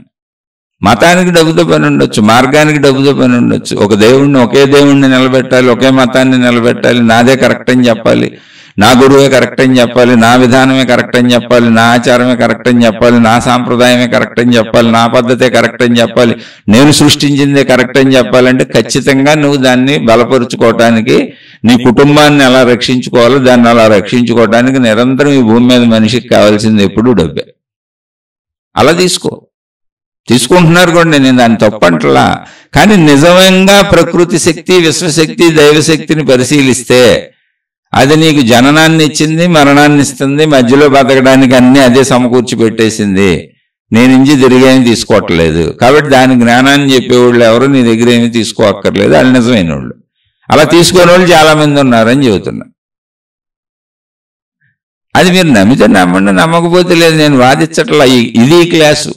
ఇప్పుడు 1వ తరగతిలో ఉన్నాం మేము, మీరు ఎక్కడో 10వ తరగతిలో మహిమలు మాయలు లేకపోతే ప్రొఫెసర్లు పిహెచ్డీల్లో మీరు ఉన్నారు. మీరు మహిమలు నమ్ముతారు, మాయలు నమ్ముతారు, అవన్నీ కరెక్టే. మీ క్లాసులో అవి కరెక్టు. ఏదో మేము 1వ తరగతిలో కూర్చున్నాం, పోనీ లేకపోతే ఎల్కేజీలో ఉన్నాం, నర్సరీలో ఉన్నాం చెప్పుకుంటున్నాం. మా క్లాసులో ఇంతవరకే తెలుసు మాకు. మీరు మా క్లాసులోకి వచ్చి మీ పాఠాలు చెప్పడం ధర్మం కాదు కదా. ఒక ధర్మం ఉంటుందిగా. నేను మీ క్లాసులోకి వచ్చేవట్లా, నాది వినేవాళ్ళకి మాత్రమే చెబుతున్నానని నేను చాలాసార్లు చెప్పాను. నాది నమ్మండి అందరూ అసలు చెప్పట్లా. నాది వినేవాళ్ళకి కూడా నేను చెబుతున్నాను, అది విశ్లేషణ మాత్రమే, నాది సత్యం కాదు. సత్యం నిత్య నూతనమైనప్పుడు నా సత్యమని ఎలా చెబుతాను? అది ఎప్పుడు నూతనంగానే ఉంటుంది. మీరే ఆవిష్కరింప చేసుకోవాలి దాన్ని. మీ సత్యాన్ని మీరు కనుగొనాలి, మీ జ్ఞానాన్ని మీరు కనుగొనాలి, మీరు అర్థం చేసుకోవాలి, మీరు గ్రహించాలి. దానికి అవసరమైనటువంటి ముడి సరుకు ప్రపంచంలో అన్ని చోట్ల ఉంది. ఇప్పుడు నేను ఎలా చెబుతున్నానో అలా అనేక జ్ఞాన గ్రంథాలు చెప్పినాయి, అనేక మత గ్రంథాలు చెప్పినాయి, అనేక మంది గురువులు చెప్పారు. ఎవరు ఎన్ని రకాలుగా చెప్పినా అందులో ఒక వైవిధ్యత ఉంది. అందరూ ఒకే రకంగా చెప్పట్లా. వైవిధ్యత అనేది ఎవరికి అర్థమైన విధానంలో వాళ్ళు చెబుతూ ఉంటారు. వైవిధ్యత తప్పు కాదు, వాళ్ళకి అలా అర్థమైంది. సృష్టి అంతా విభిన్నంగా వైవిధ్యంగానే ఉంటుంది. విభిన్నత విరోధం కాదు, విభిన్నత దాని లక్షణం. అదే అలా అర్థమైంది, అలా చెబుతారు. అందుకని ఎవరికి పట్టుకొని వాళ్ళు పోవటమే, ఎవరికి నచ్చింది పట్టుకొని వాళ్ళు పోవటమే. ఇప్పుడు ఇది ఎందుకు మాట్లాడుతూ మీకు మధ్యలో మన సోదరుడు ఒక ఆయన కామెంట్ పెట్టారు. ఆ కామెంట్ గురించి మీకు చెబితే దృష్టి కోణాలు ఎలా ఉన్నాయి మన అనేది తెలుస్తుంది. అయితే అది వారి దృష్టికోణం, తప్పేం లేదు. ఎవరి దృష్టికోణంలో వాళ్ళు ఉండొచ్చు. నేను సహజంగా మహిమలు మాయలు లేవని చెబుతూ ఉంటాను. దాని గురించి అసలు ఈ టాపిక్లు వస్తున్నాయి. ఆయన ఏం కామెంట్ పెట్టారంటే, ఇక్కడ అంతా కూడా ముందే నిర్ణయించబడినట్టు జరుగుతుంది, మన డిఎన్ఏతో సహా అంతా నిర్ణయించబడి ఉంది ఆయన కామెంట్లో పెట్టింది. అంటే క్లుప్తంగా చెబుతున్నా, అలా అంతా నిర్ణయించబడి జరుగుతుంది సృష్టి అంతా. ఆయన అప్పుడప్పుడు చాలా పెడతా ఉంటారు కామెంట్లు, అంటే ఆయన అభిప్రాయాలు. ఇందుకే ఆయన కామెంట్లో పెట్టేది ఏంటో తెలుసా? నేను చెప్పిన విషయం గురించి కాదు, ఆయన చెప్పాలనుకున్న విషయం గురించి ఇక్కడ పెడుతున్నారు. అందుకని ప్రత్యేకంగా చెబుతున్నారు. ఇలా కొంతమంది అద్భుతమైన వ్యక్తులు ఉంటారు, పక్క వాళ్ళ ప్లాట్ఫారం, పక్క వాళ్ళ ఇంట్లోకి వెళ్ళి మాట్లాడుతూ ఉంటారు. ఆ పక్క వాళ్ళ ఇళ్లలోకి, పక్క వాళ్ళ వాటిలోకి జొరబడినప్పుడే ప్రమాదం వస్తుంది. నేను మళ్ళీ చెబుతున్నా, నేను ఎవరిని ఉద్దేశించి చెప్పటల్లా, ఎవరికి ఇంకొకరిని పేరు పెట్టి కానీ, ఒక సంస్థ కానీ, ఒక మతం కానీ, ఒక విధానం కానీ చెప్పటల్లా. మనుషులకు సంబంధించినటువంటి, మనిషికి, మానవ జాతికి సంబంధించినటువంటి నేను తెలుసుకున్న నేను నమ్మిన విషయాలను నావి వినే వాళ్ళకు మాత్రమే చెబుతున్నా. మళ్ళీ నేను ఇంకోసారి క్లారిఫై చేస్తాను అన్నమాట. అందులో కొంతమంది చెప్పమని అడుగుతున్నారు, మాకు అర్థమైందని అడుగుతున్నారు. అందుకని నావి వినే వాళ్ళకి చెబుతున్నా. అసలు ఎవరి దాంట్లోకి ఒక గురువుకో, ఒక మతానికో, ఒక విధానానికో, ఒక పద్ధతికో ఫలానోళ్ళ నేను అసలు ఎప్పటికీ చెప్పను. ఒకవేళ అలా నేను ఎవరినైనా ఉదహరిస్తే పేర్లు పెట్టి అందులో మంచి ఏమన్నా ఉంటే చెబుతాను. ఒకవేళ చెడు చెప్పవలసి వస్తే నిజంగా చెడ్డోళ్ళ గురించి నాకు తెలిసినా కూడా వాళ్ళ పేర్లతో చెప్పను. ఎందుకంటే అది మనకు అవసర విషయం కాదు. అసలు చెడును ప్రచారం చేయడం అవసర విషయం కాదు. కానీ అక్కడ ముళ్ళు ఉన్నాయి, గుచ్చుకుంటే జాగ్రత్త, అక్కడ గాజు బెంకులు ఉన్నాయి జాగ్రత్త, చూసుకున్నాడు, రోడ్డు మీద వెళ్ళేటప్పుడు డ్రైవింగ్లో జాగ్రత్తగా డ్రైవ్ చేయి, ఇవి చెప్పటం అనేది చెడుని చెప్పటం కాదు, జాగ్రత్తగా ఉండమని చెప్పటం, మోసపోకుండా ఉండమని చెప్పటం. ఆయన పెట్టిన కామెంట్లో ఏంటంటే సృష్టి అంతా ముందే ప్రీ ప్లానెడ్గా ఉంటుంది, డిఎన్ఏ ప్రకారం కూడా అంతా ముందే ప్రీ ప్లాన్డ్గా డిఎన్ఏలో ఉంటుంది, అలా జరుగుతూ ఉంటుంది. అలాగే థియోసాఫికల్ సొసైటీ వారు జిడ్డు కృష్ణమూర్తి అనే ఆయన జగద్గురు అవుతాడు అని ముందే గ్రహించి ఆయన చిన్నతనంలోనే ఆయన్ని తీసుకెళ్లారు, ఆయన జగద్గురు అయ్యాడు అని పెట్టారు. నాకు అందులో అసలు ఏ భేదము లేదు. నాకు జిడ్డు కృష్ణమూర్తి గారు చాలా ఇంట్రెస్ట్ కూడాను. అయినా మహిమలో మాయలో నమ్మద్దని చెబుతాను నేను. ఇప్పుడు ఆయన చెప్పిన విధానమే ఇది, ముందే నిర్ణయించబడి ఉంటుంది, ఆ ముందే నిర్ణయించబడి ఉంటుంది అనే దాన్ని ఇప్పుడు ఏమైంది, మళ్ళీ కొంతమంది ఇప్పుడు ఈ మహిమలో మాయలు వెళ్తారు, ఆ ముందే నిర్ణయించబడి ఉన్నది ఏదో తెలుసుకుందామని వెళ్తారు. అక్కడే మొదలైన జాతకాలు, జ్యోతిష్యాలు, గ్రహాలు, తాళ్ళు, తాయెత్తులు, రంగురాళ్ళు, రక్షరేఖలు, యంత్రాలు, మంత్రాలు, తంత్రాలు అన్నీ అక్కడే మొదలైనవి. ఇందులో మిమ్మల్ని మోసం చేసేవాళ్ళు ఉన్నారు, నిజాయితీ పరులు ఉన్నారేమో నాకు తెలియదు. ఎందుకంటే నేను అసలు ఆటి జోలికి వెళ్ళినా ఆటి నేను నమ్ముతానని నమ్మనంటే నాకు ఆడితో అవసరం లేదు. నువ్వు డైరెక్ట్గా నమ్ముతావని నమ్మమంటే నమ్మను. ఎందుకనంటే నేను ఒకటే దాన్ని నమ్మదలిచాను, విశ్వశక్తి. తాళ్ళైనా అదే ఉండాలి, తాయెత్తులైనా అదే ఉండాలి, మనుషులైనా అదే ఉండాలి, విశ్వం మొత్తం ఒకటే ఉండాలి, అదే విశ్వశక్తి, సృష్టి శక్తి. దాన్నే ఆత్మశక్తి అని మహాత్ములు చెప్పారు. అది తప్ప ఇంకా మిగిలినవి లేవు. నేను అది నమ్ముతున్నాను కనుక ఆ సబ్జెక్టు చదువుతున్నా. ఇప్పుడు జిడ్డు కృష్ణమూర్తి గారిని ముందే గుర్తించారు కనుక, థియోసాఫికల్ సొసైటీ వారు తీసుకెళ్లారు కనుక, ఆయన జగద్గురు అయ్యారు కనుక అంతా ముందే నిర్ణయించబడి ఉంటుంది అనే ప్రాతిపదికే అయితే ఇలా మహిమలు బోల్డ్ చెప్పుకోవచ్చు మనం. అయితే అసలు ఆ థియోసాఫికల్ సొసైటీలోనే ఆయన లేరు. దానికి జగద్గురువుగా ఆ సొసైటీలో ఉన్నప్పుడు ఆయన దాన్ని రద్దు చేసేశారు, దాని నుంచి బయటకు వచ్చేశారు. దేనికి నాకు సంబంధం లేదని చెప్పారు. అసలు నేను ఆ థియోసాఫికల్ సొసైటీ ఇన్ని జగద్గురువుగా ప్రకటించింది. ఆ జగద్గురువుగా కృష్ణమూర్తి గారే ఉన్నారు, జిడ్డు కృష్ణమూర్తి గారే. జగద్గురువు హోదాలో నేను దీన్ని రద్దు చేస్తున్నాను. అసలు నేను గురువుని కాదు, శిష్యుడిని కాదు, నాకు శిష్యులు ఎవరో ఉండరు, నేను ఎవరికి గురువుని కాదు, సత్యము నిత్య నూతనము అని చెప్పింది ఆయన. ఆయన అసలు దాన్ని ఫాలో అవ్వాల. ఈ మహిమలో మాయలు, ఈ విశేషాలు, ఈ గారడీలు, మంత్రాలు, యంత్రాలు, తంత్రాలు నమ్మొద్దని ఆయనే చెప్పారు. ఆయన బాగా పరిశీలించి చదివితే అన్నీ ఆయన చక్కగా చెప్పుకొచ్చారు.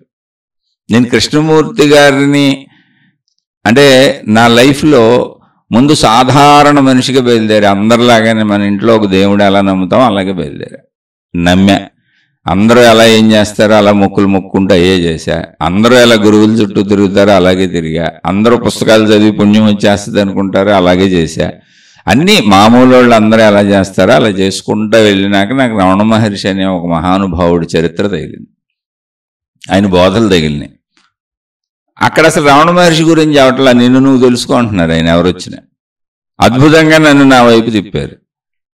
ఆ తర్వాత ఏదో ఒక 10% అసంతృప్తి నాలో మిగిలిపోయింది. బాగా అర్థమైంది, చక్కగా ఉంది, అద్భుతంగా ఉంది రమణ మహర్షి వరకు. అప్పటి వరకు ఉన్న నా దృక్కోణాలన్నీ మారిపోయినాయి. అసలు నా వైపు నేను తిరిగా. అప్పటి వరకు నేను ప్రపంచం వైపు, ప్రపంచంలో మంచి వైపు, ప్రపంచానికి మంచి చేయడం వైపు, ప్రపంచంలో మంచోళ్ళ వైపు, గురువులు, మహానుభావులు, మహిమలు, మాయలు అన్నీ తిరుగుతున్నా. నేను నమ్ముతున్నా, ఎన్నో నమ్ముతున్నా. వాటి మీద ఎన్నో పాటలు రాశా, పుస్తకాలు రాశా. అలా గురువులను అనుసరించి తిరిగా 25 ఏళ్ల పైన తిరిగా గురువులతోనే ఉన్నా, ఆశ్రమాల్లోనే ఉన్నా. రమణ మహర్షి తగిలినాక నన్ను నేను చూసుకోవటం మొదలుపెట్టి ఇవన్నీ చేస్తున్నా కూడా. అక్కడి నుంచి ఏదో ఒక 10% నాకేదో మిగిలిపోయినట్టు అనిపించింది. అది కృష్ణమూర్తి గారిని చదివినాక పూర్తయింది ఆ 10% కూడా.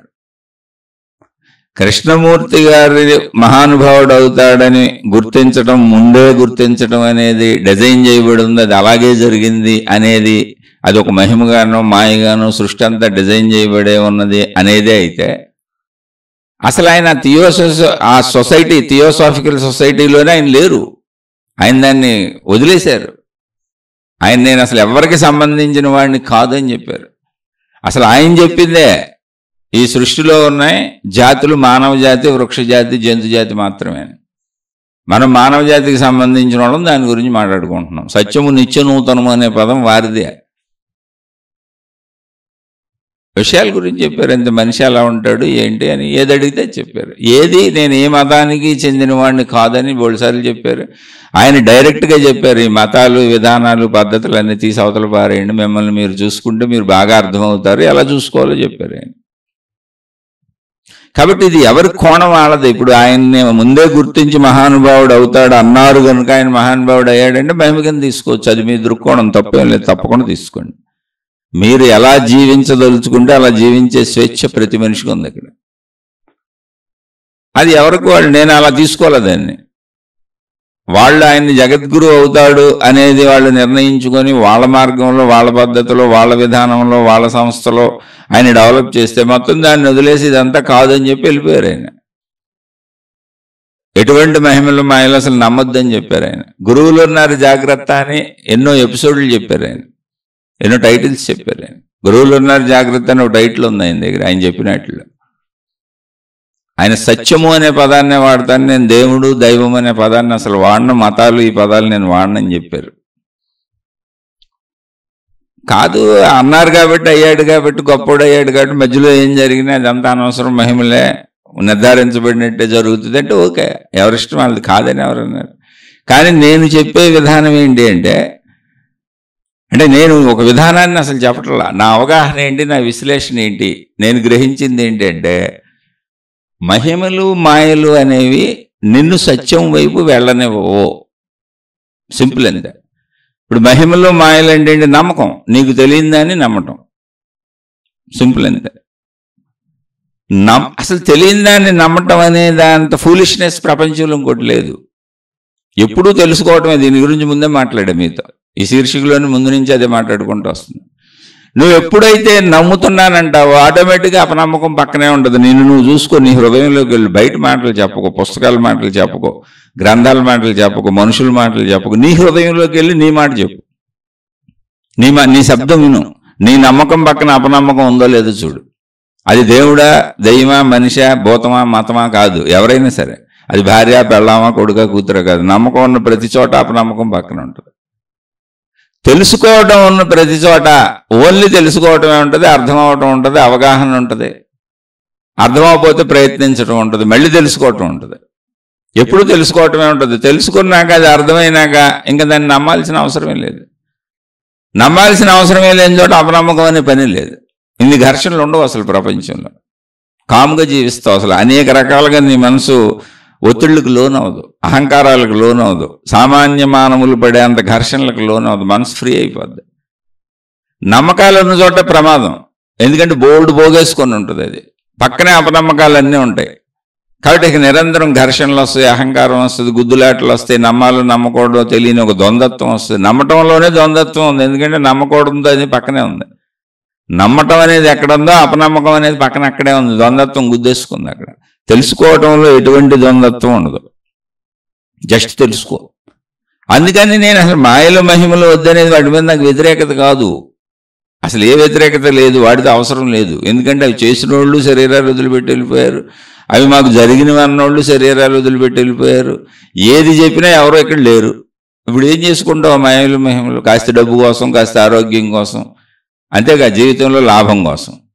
కానీ జీవితమే మొత్తంగా ముగిసిపోతుందిగా, సృష్టి ధర్మం మారదుగా. కాబట్టి వాటి వలన ఉపయోగం లేదంటున్నా నేను. ఉపయోగం లేకపోగా నువ్వు తెలుసుకునే ప్రాసెస్కి అవి అడ్డం పడితే నీ జీవితాన్ని గందరగోళపరుస్తాయి. ఒక అతను తన భార్య తన స్నేహితుడితో అక్రమ సంబంధం పెట్టుకుందని సూసైడ్ చేసి చచ్చిపోయాడు. కారణం ఏంటి తెలుసా? భార్యని విపరీతంగా నమ్మాడు. నమ్మకం ఎందుకండి? ఎవరైనా ఎప్పుడైనా తప్పు చేయొచ్చు. ఎందుకంటే స్త్రీ పురుష ఆకర్షణ ఒకటి ఉంది, ప్రపంచంలో ఉంది. అది ప్రతి స్త్రీకి ప్రతి పురుషుడికి ఆకర్షణ ఉండబట్టే కదా వివాహ వ్యవస్థ ఏర్పాటు చేసుకున్నాం తప్ప ఇంతకుముందు జంతువుల్లానే ఉన్నాం, ఇప్పుడు కూడా జంతువులానే ఉంటాం. మనసులో హృదయంలో జంతు ప్రవర్తనే ఉంటుంది. కానీ దాన్ని క్రమబద్ధీకరించుకుంటున్నాం మనం. మానవ జాతి అని ధర్మాలు చెప్పుకుంటూ వ్యవస్థలు పెట్టుకుంటూ ధర్మం ఇదేని నిర్ణయించుకుంటూ మనమే రూల్స్ రెగ్యులేషన్స్ పెట్టుకొని ఒక చట్రంలో ఇముడ్చుకుంటున్నాం. ఆ చట్రంలో ఇముడ్చుకోవటంలో అప్పుడప్పుడు ఆ చట్రంలోంచి బయటకు వచ్చేసి తప్పులు చేయొచ్చు. అలా ఎంతోమంది భార్యాభర్తలు విడిపోయిన వాళ్ళు ఉన్నారు, అన్నదమ్ములు అక్క చెల్లెలు తండ్రి కొడుకులు అందరూ ఆస్తుల గురించి గొడవలు పడుతున్న వాళ్ళు ఉన్నారు. అన్ని బంధాలు కొట్టుకుంటాయి.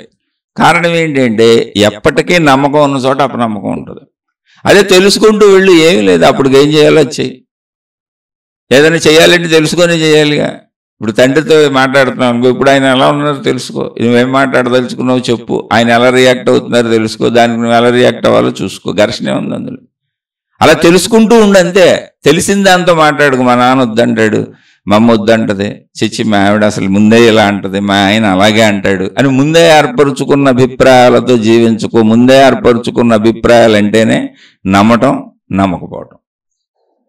ముందే ఏర్పరుచుకున్న అభిప్రాయాలన్నిటినీ తీసి అవతల పారాయి, బరువు తగ్గిపోద్ది. స్వేచ్ఛగా తెల్లకాయితంలో ఉంటాం, స్వేచ్ఛగా తెల్లకాయితంలో ఉంటాం. బరువు లేని జీవితం అది. ముందే ఏర్పరుచుకున్న అభిప్రాయాలతో జీవించటం బరువు జీవితం. ఆల్రెడీ నువ్వు నీ శరీర బరువుని అలాగో మోయక తప్పదు. మన శరీర బరువును మోయాలి. స్పాండిలైటిస్ ఎందుకోసం తెలుసా? మన తల బరువును మోయలేక. మన తల బరువుని మెడ మోయాలి, ఈ భుజాలు మోయాలి. కొంతమందికి తల లావు ఉంటుంది, మెండపులు ఎక్కువ వస్తుంటాయి. అలా పనిచేసేటప్పుడు తల బరువును మోసేటప్పుడు డిఫరెంట్ యాంగిల్స్లో ఉంటాం. అక్కడేముంది? మెత్తటే తల, మెడ అటు ఇటు తిరగాలి కాబట్టి మొత్తం మెత్తటి కండ ఉంది. ఆ మధ్యలో అది నిలబడాలి, పడిపోకుండా ఉండాలి కాబట్టి ఎముకలు వంగటానికి తిరగటానికి అనువుగా ఉన్నాయి. అంటే డెలికేట్ పార్ట్ అది శరీరంలో, స్టిఫ్ పార్ట్ కాదు. ఇప్పుడు మన చెయ్యి ఉంది అనుకోండి, మోచేతి నుంచి కిందకి చూడండి, బోను స్ట్రైట్గా ఉంటుంది. మధ్యలో ఉంచడం కుదరదు, మోచేతి కాడే ఉంచగలం. కాలు బోనులు చూడండి స్ట్రైట్గా ఉంటాయి, మోకాళ్ళ కాడే ఉంచగలం. అలా మెడకాడ ఉండదు, ఉంటే తిరగదు మెడ అటు ఇటు, మొత్తం మనిషి తిరగాలి. ఫ్లెక్సిబిలిటీ కోసం, మన సౌకర్యం కోసం ఇవ్వబడింది కనుక ఆ ఫ్లెక్సిబిలిటీలోనే మనకి స్పాండిలైటిస్ వస్తుంది. సేమ్ నడువు నొప్పి అంతే, మధ్యలో వెన్నుపూస నొప్పులు అంతే. ఎందుకని అన్ని ఫ్లెక్సిబిలిటీకి అనుకూలంగా ఇవ్వబడినాయి. కాబట్టి ఆ ఫ్లెక్సిబిలిటీని ఎంత వాడుకుంటున్నావో ఎంత పాడయ్యే అవకాశం ఉంది, నొప్పులు వచ్చే అవకాశం ఉంది. అవి కూడా భరించంతే. నువ్వేం చేయలేవు. ఏదో చోట ఎవరొకళ్ళకి అందరికీ వీటిలో తల నుంచి కాళ్ళ వరకు అన్నిటికీ ఆ ప్రాబ్లం ఉంటుంది. మెడ తలను మోయాలి. మెడనే తలని కలిపి కింద వెన్నుపూస మొత్తం మోసుకుంటే వెళ్తుంది. ఒక పూస నుంచి ఒక పూస వరకు కింద వరకు, వెన్నుపూస చివరి వరకు మొత్తం పైనుంచి కిందకి మోస్తూనే ఉండాలి. మళ్ళీ మొత్తం ఇదంతా నడుము మోయాలి, పైభాగం మొత్తాన్ని. మొత్తం నడుము దాకా ఉన్నదాన్నంతా మోకాళ్ళ వరకు ఉన్నటువంటి బోన్స్ మోయాలి.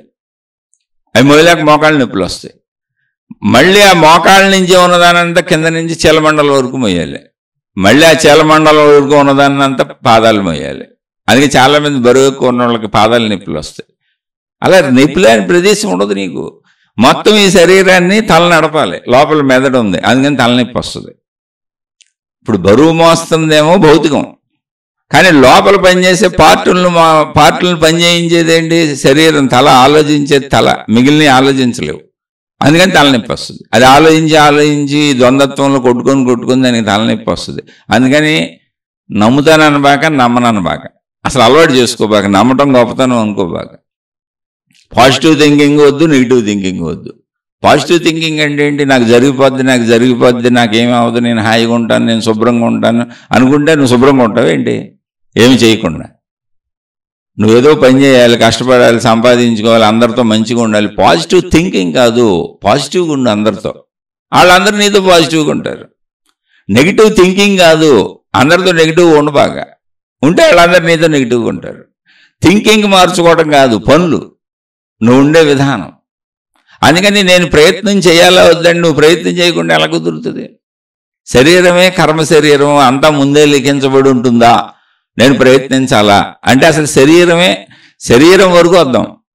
ఎందుకని? శరీరం మొదలు, నేను శరీరం. డిజైన్డ్ విధానంలో నువ్వు చేయడానికి ఏమీ లేదు. జననం నీ చేతిలో లేదు, మరణం నీ చేతిలో లేదు. అక్కడి నుంచి దాని ఎదుగుదల మనుషులందరికీ ఒకటే. విషయాలన్నీ ముందే మాట్లాడేసుకున్నాం. కానీ ఆకలేసింది, ఆకలి నీ చేతిలో లేదు, వేస్తుంది దానికి, ఆపలేవు నువ్వు. ఆకలి ఎందుకు వేస్తుంది అంటే ఆ శరీరం ఇక్కడ ప్రకృతిలో ఇంతకాలం బతికుండాలని ఉంది. ఉండాలి అంటే దానికి శక్తి కావాలి. శక్తి కావాలంటే నీకు ఆకలి వేయాలి. ఆకలిగా వేస్తే నువ్వు ఆహార పదార్థాలు తీసుకోవాలి. తీసుకున్న వాటిని జీర్ణం చేసుకోవాలి. జీర్ణం చేసుకొని శక్తిగా మార్చుకోవాలి. ఈ సిస్టమ్ అంతా నేచర్ క్రియేట్ చేసింది. అప్పుడు ఆకలి వేసింది, అప్రయత్నం. అది అప్రయత్నంగా జరిగింది. అది నేచర్లోనే ఉంది, ముందే లిఖించబడి ఉన్నది ఆకలి వేయటం. కానీ ఆహారం ఇవ్వటం ఇవ్వకపోవటం ఎవరి చేతిలో ఉంది? నీ చేతిలో ఉంది. ఆహారం ఇవ్వలేదు, నీరసించిపోతూ ఉంటావు. చనిపోదాం పర్లేదులే అనుకుంటే ఆహారం ఇవ్వకుండా ఉండొచ్చు, కానీ డెసిషన్ మందే. అది లేదు నేను ఆహారం ఇస్తానంటే ఆహారం ఇవ్వచ్చు, అది డెసిషన్ మందే. అక్కడ డెసిషన్ మందే. అందుకని ప్రయత్నించాలా వద్దా అంటే అసలు నీ శరీరమే ప్రయత్న శరీరం. ఊపిరి దాని అంతా అది పీల్చుకుంటుంది, గుండెలు కొట్టుకుంటున్నాయి, అంతా కదులుతూనే ఉంది. అయితే అదంతా ముందే ఫిక్స్డ్. ఓకే, అందులో డౌటే లేదు, ముందే ఫిక్స్డ్. నువ్వు నిద్రపోతున్నా ఊపిరి వెళ్తుంది వస్తుంది, అది ముందే ఫిక్స్డ్. కానీ ఇప్పుడు కన్ను తెరిచి చూడాలా లేదా అనేది ఎవరి చేతిలో ఉంది? చూపు ఫిక్స్డ్, దృశ్యం ఇవ్వబడింది. శబ్దం, స్పర్శ, రూప, రసం అంటే రుచి, గంధ, ఇవన్నీ ఇవ్వబడినాయి. అవన్నీ ముందే ఫిక్స్డ్. కానీ నువ్వు వాటిని ఉపయోగించే తీరు విధానాన్ని బట్టి ఎంత తొందరగా పాడవాలి, ఎంత దీర్ఘకాలం ఉండాలి అనేది ఉంది. నువ్వు తినే ఆహారాన్ని బట్టి నీకు ఆరోగ్యం ఎలా ఉండాలి, అనారోగ్యం ఎలా ఉండాలి అని ఉంది. ఫిక్స్డ్ కాదుగా అక్కడ. లేకపోతే చక్కగా అందరం పచ్చిమిరపకాయలు కొరుకు తినేసామనుకోండి, ఏముంది? రోజు పచ్చిమిరపకాయలు తినేసి, అల్లం తినేసి, వెల్లుల్లి తినేస్తాం, ఆహార పదార్థాలు మానేద్దాం ఊరికి అనుకోండి, ఏమవుద్ది? కడుపులో పుళ్ళు పడిపోయి నానా జబ్బులు వస్తాయి. మామూలు తింటేనే పళ్ళు వస్తాయి. అసలు వ్యాధులన్నీ దేనికి వస్తున్నాయి? మన ఇష్టం వచ్చినట్టు మనం జీవించటం వల్లనే. అసలు వ్యాధులు ఫిక్స్డ్ కాదు, ముందే నిర్ణయించబడినట్టు సృష్టి జరుగుతుంటే వ్యాధులు ఎందుకు వస్తున్నాయి? వ్యాధులు ముందే నిర్ణయం చేసింది సృష్టి కాదు, కర్మ సిద్ధాంతం. మన ఇష్టం వచ్చినట్టు మనం జీవించటం వలన అంటే స్వేచ్ఛ ఉంది అక్కడ. నీకు ప్రయత్న స్వేచ్ఛ ఉంది, కర్మ స్వేచ్ఛ ఉంది. కాబట్టి నువ్వు ప్రయత్నం చేయాలి, ఆ కర్మ స్వేచ్ఛలో నువ్వేం చేయాలో చేయాలి. ఇది శరీర ప్రకారంగా ఎంతవరకు? జీవితం ఉన్నంత వరకు. మళ్ళీ జీవితంలో చాలా విషయాలు ఫార్మెట్లో ఉన్నాయి. అంటే ఏంటి? ముందే నియంత్రించబడిన విధానంలో ఉన్నాయి. జననము, మరణము, మధ్యలో జీవితము, శరీర ఎదుగుదల, దాని తరుగుదల, ఇవన్నీ నిర్ణయించబడి ఉన్నాయి. ఇంద్రియాలు పనిచేసే తీరు నిర్ణయించబడి ఉంది. కానీ వాటిని నువ్వు ఎలా పనిచేయిస్తావు, ఎలా వాడుకుంటావు అనేది నీ చేతిలో ఉంది. ఆ వేరియేషన్ తెలియాలి. అంటే ఫిక్స్ చేసి కొంత నీకు ఇవ్వబడింది. సృష్టి అంతా ఆల్రెడీ ఫిక్స్డ్గా ఉంది. కానీ నేను అనే భావన నీ శరీరానికి కల్పించబడింది. ఆ కల్పించబడిన భావనకి స్వేచ్ఛ ఇవ్వబడింది. ఆ భావన నేను ఈ శరీరం అనే భావనలోంచి నేను అనంతాత్మశక్తిని అనే భావన వరకు ప్రయాణించడానికి అవసరమైనటువంటి జ్ఞాన సంపత్తి ఇవ్వబడింది. అందులోనూ స్వేచ్ఛ ఇవ్వబడింది. నువ్వు తెలుసుకోవచ్చు, తెలుసుకోకపోవచ్చు, నీ ఇష్టం. నేను శరీరం అనుకునే బతకొచ్చు, నువ్వు మంచిగాని బతకొచ్చు, చెడ్డగాని బతకొచ్చు, నీ ఇష్టం. నువ్వు ఎలా అయినా బతకొచ్చు. కానీ ఆ కర్మఫలాలను తప్పించుకోవడానికి కుదరదు. మళ్ళీ అక్కడ నీకు స్వేచ్ఛ లేదు. అంటే స్వేచ్ఛ ఇవ్వబడుతూనే ఇవ్వనట్టుగా ఉంది, ఇస్తూనే ఇవ్వనట్టుగా ఉంది. అలానే ఇవ్వనట్టుగా ఇచ్చింది. నువ్వు చేసుకునే దాన్ని బట్టి నువ్వు హాయిగా కూడా ఉండొచ్చు. నువ్వు జ్ఞానం తెలుసుకుంటే నేను అనంతాత్మశక్తి, నేను అందులో లయించిపోవచ్చు. నేను అసలు ఈ శరీరమే కాదు, నేను అనంతాత్మశక్తి, నేను అందులో లయించిపోవచ్చు. అలా లయించిపోయిన మహాత్ముడు రమణ మహర్షి అక్కడే ఉన్నారుగా. ఆయన శరీరాన్ని కోతలు కూడా కూసారు. పోయిన ఊరికి నేను నోటి మాటతో చెప్పటం కానీ, నా బోటోడిని అంటే నోటి మాటలతో చెబుతాను. నేను చేమ కుడితేనే భరించలేను, చిన్న మెడ నొప్పి, కాలు నొప్పి తట్టుకోలేను. నేను ఏది తట్టుకోలేను. నేను సామాన్య మానవుడిని. అందుకే 100 సార్లు, 1000 సార్లు, 1,00,000 సార్లు ప్రతి శీర్షికలోనూ మీకు గుర్తు చేస్తూనే ఉంటాను. నేను ఎప్పటికీ సామాన్య మానవుడిని. ఎందుకంటే నాకు తెలుసు నేను కాసేపు ఆకలికి ఉండలేను, బరువు బాధ్యతలు ఇబ్బందులు వస్తే తట్టుకోలేను, కుటుంబంలో ఇబ్బందులు తట్టుకోలేను, సామాజిక ఇబ్బందులు తట్టుకోలేను, అనారోగ్యాలు తట్టుకోలేను. నేను అసలు ఏ నెగిటివిటీని తట్టుకోలేను. ఏం చేయను నేను. అందుకే సామాన్య మానవుడు. కానీ ఇది అర్థమవుతుంది, మరి దీన్ని చదువుకుంటూ వస్తుంది అంతే. చదివితే ఎవరికైనా అర్థమవుతుంది. నాది వాచా వేదాంతము, అనుభవ వేదాంతం కాదు. అనుభవ వేదాంతం రమణ భగవానుడు. ఆయన శరీరాన్ని కత్తులతో కోసారు, ఆపరేషన్ చేశారు. మీకు మత్తు ఇస్తామన్నారు. నాకు అక్కర్లేదు, నేను ఈ శరీరమే కాదు, నేను అనంత ఆత్మస్వరూపుడు అన్నాడు ఆయన. ఆ మాట ఆయన చిన్నప్పటి నుంచి చెబుతున్నారు. ఆయన 15 ఏట నుంచి చెబుతున్నారు, నేను అనంత ఆత్మస్వరూపుడిని, శరీరాన్ని కాదు అని. అయినా భోజనం చేశారు, తిన్నారు, మనలాగే బతికారు, తిరిగారు. మరి అందరూ నమ్ముతారు, నమ్మరు, మనలాగే ఉన్నారు కదా అని అనిపించి ఉండొచ్చు. బోధలేదు ఆయన చెబుతుంటే, ఆయన ఊరి నాకు చెబుతున్నారు కానీ ఆయన కూడా శరీరమే అనే భావనలో మనుషులు ఒకళ్ళు దృఢపడి ఉండేవాళ్ళేమో ఇది జరిగి ఉండకపోతే.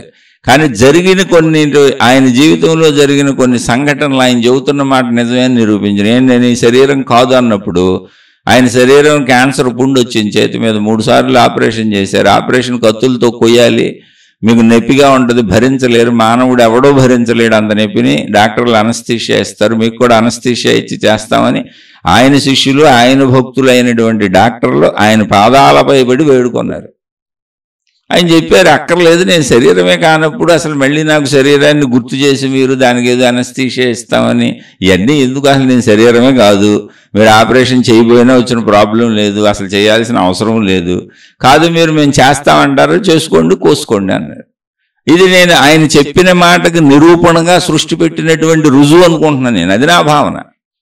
ఇప్పుడు ఈ రుజువులు ఉండకపోతే ఆయన ఉన్న వాచా వేదాంతం నాబోటోడు చెప్పినకోండి, నన్ను కూడా నాబోటి వాళ్ళందరినీ దేవుళ్ళని చేసి ఫోటోలు పెట్టి కూర్చోబెట్టారు అక్కడ. చాలామంది మోసగాళ్ళు, మోసగత్తులు అక్కడే చేరిపోయారు. ఎందుకని? వాచా వేదాంతులు. కానీ ఆచరణ వేదాంతి కూడా తెలియాలిగా, ఆచరణ జ్ఞాని కూడా, నిజమైన జ్ఞాని కూడా తెలియాలిగా. నిజమైనటువంటి ఆత్మశక్తి ఉన్నది, ఆ అనుభూతిని పొందొచ్చు. అలా పొందినటువంటి నిజమైన వ్యక్తి ఒక ఆయన ఉన్నాడు. ఈ శరీరం నేను కాదని నిరూపించాడు. ఒట్టి మాటలు కాదు, చేతలతో నిరూపించాడని ఎలా తెలుస్తుంది?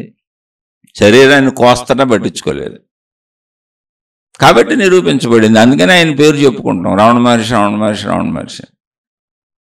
ఎటువంటి ఒక సామాన్య మానవుడికి కావలసిన ఏమి అక్కర్లేదు. ఆయనకి డబ్బు అక్కర్లేదు, స్త్రీలు అక్కర్లేదు, పలాంది చూడాలన్న కోరిక లేదు, పలాంది వినాలన్న కోరిక లేదు. అంటే పంచేంద్రియ కోరికలు లేవు. శరీరం బ్రతకడానికి ఏం అవసరం అది ఎవరేం పెడితే తిన్నారు, ఏం పెడితే తిన్నారు. కనీసం నా ఆరోగ్యం ఎలా ఉంది, ఆరోగ్యానికి సరిపడా పెట్టండి అని కూడా ఆయన ఎవరిని అడగలేదు, ట్రై చేయలేదు. ఎందుకని? శరీరమే నేను కాదన్నప్పుడు ఆరోగ్యం ఏంటి, అనారోగ్యం ఏంటి? దానికి ఎన్నో అనారోగ్యాలు వచ్చినాయి ఆయన శరీరానికి, ఎన్నోసార్లు అనారోగ్యాలు బాలయ్యారు. అసలు ఆయన తన సొంత శరీరాన్ని నేను అనలేదు, ఇది అన్నారు ఆయన. నేను అన్నప్పుడు నేను అనంతాత్మస్వరూపుడు నేను క్లియర్గా చెప్పారు. నేను అనే పదం మాట్లాడాల్సి వచ్చినప్పుడు ఆయన మొత్తం వాక్యం మాట్లాడారు, నేను అనంత ఆత్మశక్తి స్వరూపుడను. నా ఇది దేహము అంతే, ఇది అని మాట్లాడారు. ఆయన ఏం మాట్లాడిన ఆయన శరీరం గురించి. కాబట్టి అలాంటి వాళ్ళు ఉండబట్టే నా బోటోళ్ళు దీన్ని నమ్మటం జరిగింది.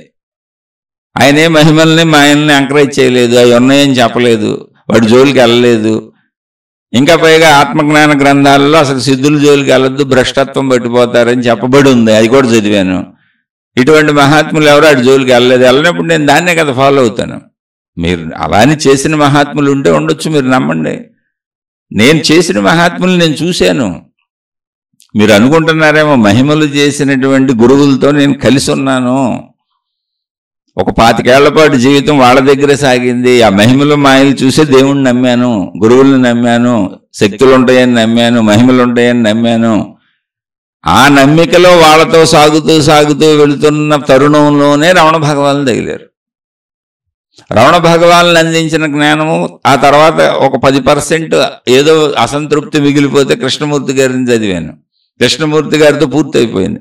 అక్కడి నుంచి మళ్ళీ వెనక్కి తిరిగి వచ్చి మహిమలు మాయలు చేసిన గురువులు మహాత్ములు, అప్పుడు దాకా నా నమ్మకాలు, ఆ నమ్మకాలతో నేను రాసిన పుస్తకాలు, నేను రాసిన పాటలు, నేను రాసినవి అన్ని తిరగేసి ఒకసారి మళ్ళీ అన్ని చూసుకుంటా, నన్ను నేను చూసుకుంటూ వచ్చాను. ఇక్కడ నాకు అర్థమైంది ఏంటంటే అసలు అవి మహిమలని ప్రకటిస్తూ మహిమలు చేసి నా కళ్ళ ముందే బోల్డ్ మహిమలు చేశారు, చూశాను నేను. విభూతులు తీయటం చూశాను, నోట్లోంచి శివలింగాలు తీయటం చూశాను, బంగారు పొంగరాలు, బంగారపు గొలుసులు సృష్టించడం చూశాను. బోల్డ్ మంది జబ్బులు తగ్గినాయని, అవి తగ్గినాయని, ఈయన తగ్గినాయని వాళ్ళ భక్తులు చెప్పుకోవటం చూశాను. మహిమల్లో ఎన్ని చెబుతారో అన్నీ చూశాను, ప్రత్యక్షంగా చూశాను, పరోక్షంగానూ విన్నాను. అసలు నేను స్టార్టింగ్లో ఆ గ్రంథాలే చదివాను. రమణ మహర్షి తగిలే వరకు ఆ గ్రంథాలే చదువుతున్నాను. 25 ఏళ్ల పైన సాగిన జీవితం, గురువులతో సాగాను, ఆశ్రమాల్లో సాగాను, వాళ్ళ పక్కన ఉన్నాను, వాళ్ళతో గడిపాను. అదే ఇక్కడ దాకా తీసుకొచ్చింది. నేనేం వాళ్ళని విమర్శించట్లా. కానీ మళ్ళీ వెనక్కి వచ్చి ఒకసారి రివైండ్ చేసి చూసుకుంటే, ఏది ఆత్మజ్ఞాన చదువు చదివినాక, కృష్ణమూర్తి గారిని కూడా చదివినాక, సత్య చదువు చదివినాక, సత్యం అంటారు ఆయన, మతం మాట్లాడరు. ఆత్మజ్ఞానం అనేది రమణ మహర్షి. ఇంకా బోల్డ్ మంది ఉన్నారు, ఊరికనే చెబుతున్నాం మీకు. ఇవి చదువుకొని మళ్ళీ మహిమల మాయల దగ్గరికి వచ్చినప్పుడు అక్కడ మహిమల మాయలు, అదంతా నేను భావించుకున్న నా మానసిక లోపం. అవి చేసిన వాళ్ళు ఎవరో కూడా మరి సృష్టించారు కదండి. విభూతి తీశారంటున్నారు, శివలింగం తీశారంటున్నారు, ఉంగరం తీశారంటున్నారు, బంగారు గొలుసు తీశారంటున్నారు కదండి. అంటే అవి తీస్తున్న వ్యక్తులకి అవి తీస్తున్న కాలంలోనే అనేక జబ్బులు ఉన్నాయి వాళ్ళ శరీరంలో. మందులు వాడుకుంటున్నారు, డాక్టర్లు వచ్చి మందులు ఇస్తున్నారు, వైద్యాలు చేస్తున్నారు, కానీ వాళ్ళకి జబ్బులు తగ్గట్లేదు. వాళ్ళ జబ్బులు తగ్గించుకోలేకపోయారు. అప్పుడు అవి ఎలా తీయగలిగారంటే నాకు అర్థం కానట్టు తీయగలిగారు అంతే. వాళ్ళు ఎలా తీస్తున్నారనేది మహిమ కాదు, నాకు అర్థం కాలేదు.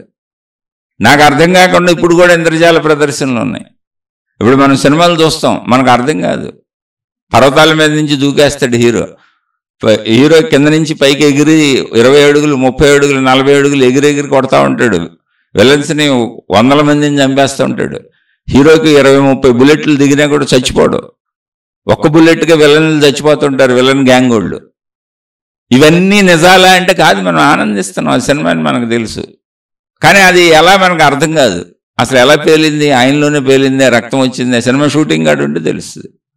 ఇప్పుడు కత్తులతో కడుపులో పొడిసేశారే, బుల్లెట్లు ఆళ్ళల్లో దిగి రక్తం చిమ్మిందే, తలలోంచి ఇటువైపు నుంచి అటువైపుకి బుల్లెట్ వచ్చేసిందే, రక్తం చిందిందే, అవన్నీ కనపడినాయి సినిమా స్క్రీన్ మీద.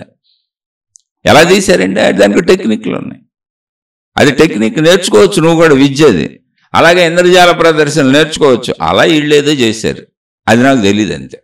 నాకు తెలియదు అంతే తప్ప అది అద్భుతం కాదు. నాకు తెలియని ప్రతి అద్భుతమే ఈ ప్రపంచంలో. ఓ చెట్టు పువ్వు పూయటం అద్భుతం కాదా, కాయగాయడం అద్భుతం కాదా, సూర్యుడు అద్భుతం కాదా, పంచిపోతాలు అద్భుతం కాదా, అసలు మనం జీవితం అద్భుతం కాదా, ఎక్కడి నుంచి వచ్చామో తెలియదు, ఎక్కడికి పోతామో తెలియదు, ఇక్కడ ఇట్లా ఉండటం అద్భుతం కాదా? ఆలోచిస్తే ఉన్నదే అద్భుతం. మొత్తం అద్భుతమైనప్పుడు అది సామాన్యమే. మొత్తం అసలు అద్భుతము మహిమే అయినప్పుడు, అది నాకు తెలియనప్పుడు, అంతా అది ఒకటే అయితే అది అదే సామాన్యం. కాబట్టి అది అంతా ఒకటే. మహిమలు మాయలు లేవు అని ఎందుకంటానంటే, అయితే మొత్తం అద్భుతమే. మొత్తం అద్భుతమైనా అది సామాన్యమే అవుద్ది కాదు. మొత్తం సామాన్యమే, ఎలాగే ఉందన్న అది సామాన్యమే. అంతా ఒకటే అయినప్పుడు ఎప్పుడు అది సామాన్యము, సహజము. అప్పుడే నువ్వు దాన్ని పొందగలవు, తెలుసుకోగలవు. నీకు తెలియని అద్భుతాన్ని నువ్వు ఎప్పటికీ తెలుసుకోలేవు. అసలు మహిమలు మాయలు లేవు, వద్దు, వాటి జోలికి వెళ్ళకండి అంటానికి కారణం ఏంటంటే, నీకు తెలియంది మహిమ, నీకు తెలియంది మాయ, నీకు తెలియంది నీకు అర్థం కాంది. ఇప్పుడు నువ్వేం తెలుసుకుంటావు అటు వెళ్ళి? నువ్వు జ్ఞానాన్ని పొందలేవు కదా ఎప్పటికే. అందుకే ఎప్పటికీ అందరూ మతానికి, దేవుడికి, గురువుకి ఇలా దాసోహం అని బతికేస్తూ ఉంటారు చాలామంది. ఆత్మజ్ఞానులు అవ్వలేరు, ఆత్మజ్ఞానం తెలుసుకోరు, అనంత ఆత్మశక్తిలో లేనవరు. అందుకని ఎప్పటికీ మేము ఆ దాసోహం అనే విధానంలో కొన్ని మతాలు సృష్టించుకున్నారు. వాళ్ళ సంగతి నాకు అనవసరం, వాళ్ళ జోలికి నేను వెళ్ళటంలో, వాళ్ళ నమ్మకాన్ని నేను తప్పుపట్టట్లా, కాదంటలా. కానీ నా నమ్మకం ఇది, నేను అనంత ఆత్మశక్తిలో లీనమైపోవాలనుకుంటున్నాను. సముద్రంలో నీటి బొట్టు కలిసిపోయినట్టు కలిసిపోవాలనుకుంటున్నాను. నా ఎంటిటీ, నా ఎగ్జిస్టెన్స్, నేను ఈ శరీరం అనే భావన అసలు మిగలకూడదు అనుకుంటున్నాను. కాబట్టి దాన్నే, నేను అనుకున్న దాన్నే మీతో మాట్లాడుతున్నా, మీకు చెబుతున్నా, మీతో పంచుకుంటున్నా. ఇది నమ్మమని అస్సలు నేను చెప్పట్లా. మీరేమనుకుంటే మీరు అందులోకి వెళ్ళండి. ఇది కేవలం విశ్లేషణ మాత్రమే. ఎందుకని అనేక విశ్లేషణలు ఉన్నాయి, అనేక మతాలు ఉన్నాయి, అనేక నమ్మకాలు ఉన్నాయి, విభిన్నతలు ఉన్నాయి, ఎన్నో ఉన్నాయి. మళ్ళీ ఇలా ఎంతోమంది వస్తారు రేపు. ఇప్పుడు ఉన్నవే కాదు, ఇంకా కొత్తవి పుడతాయి, ఇంకా కొత్త వాళ్ళు వస్తారు, ఇంకా కొత్తగా చెబుతారు, ఎన్నెన్నో తయారవుతాయి, అనేకం తయారవుతాయి. సృష్టి ఎప్పుడు అనేకంగానే ఉంటుంది. ఆ అనేకంలోంచి ఏకంకి వెళ్దాము అనేది నా ప్రయత్నం కాదు. అనేకాన్ని నమ్ముతూ మేమెవరికో ఈ అనేకానికి సృష్టికర్త అయినటువంటి ఒక భగవంతుడికో, ఒక గురువుకో, ఒక దేవుడికో దాసోహమై ఉంటాము, ఆ పేరుతో పిలుచుకుంటాం. మేము దాసాను దాసులు, అలా ఎప్పటికే మేము శరీరం వదిలిన తర్వాత కూడా ఆ లోకాల్లో ఆ ప్రభువుకు దాసులుగా బతుకుతాము అనుకుని నమ్మకాలంటే తప్పు లేదు, ఉండొచ్చు. అది కూడా నమ్మకమే. మీకు దాసుడుగా బతకడం ఇష్టమైతే అలా ఉండండి, లేదా అందులో కలిసిపోవటం ఇష్టమైతే ఇలా ఉండండి. అది చెప్పారు, ఇది చెప్పారు, ఏది కావాలంటే అది చెప్పారు, మీకు ఎలా కావాలంటే అలా ఉండటం. ఎందుకంటే అది కేవలం మనం ఇప్పుడు అనుకునే భావనే.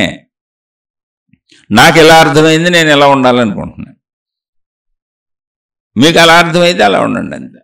అలా దాసులుగా ఉండాలనుకునే వాళ్ళందరూ మహిమలు, మాయలు, విషయాలు, విశేషాలు అన్నీ నమ్మొచ్చు, అసలు తప్పులేదు. ఎందుకంటే నీకు ఎప్పుడైతే తెలీదో, నీకు ఎప్పుడైతే అది అర్థం కాదో, నువ్వు ఎప్పటికీ నువ్వు ఒక దాసుడుగా ఉండాలని ఎప్పుడైతే అనుకుంటున్నావో, నువ్వు ఎప్పటికీ నేను నీకంటే తక్కువ వాడినే, నీకు నాకు అసలు సమవుజ్జి కాదు, నువ్వు ఒక పవిత్ర శక్తి, నేను ఒక పనికిరాని శక్తి, ఎప్పటికీ కూడా నేను ఒక పాపిని, నేను ఒక సామాన్య మానవుణ్ణి, పవిత్రమైనటువంటి నీ దైవశక్తికి నేను ఎప్పటికీ సరితూగలేను.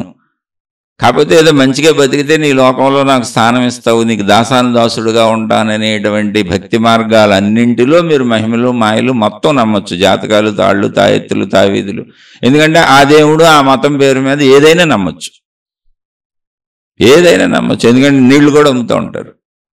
ఉన్నాయి, అనేక మతాలు ఉన్నాయి. ఎవరిని విమర్శించాలని పని లేదు, అది నమ్మకం.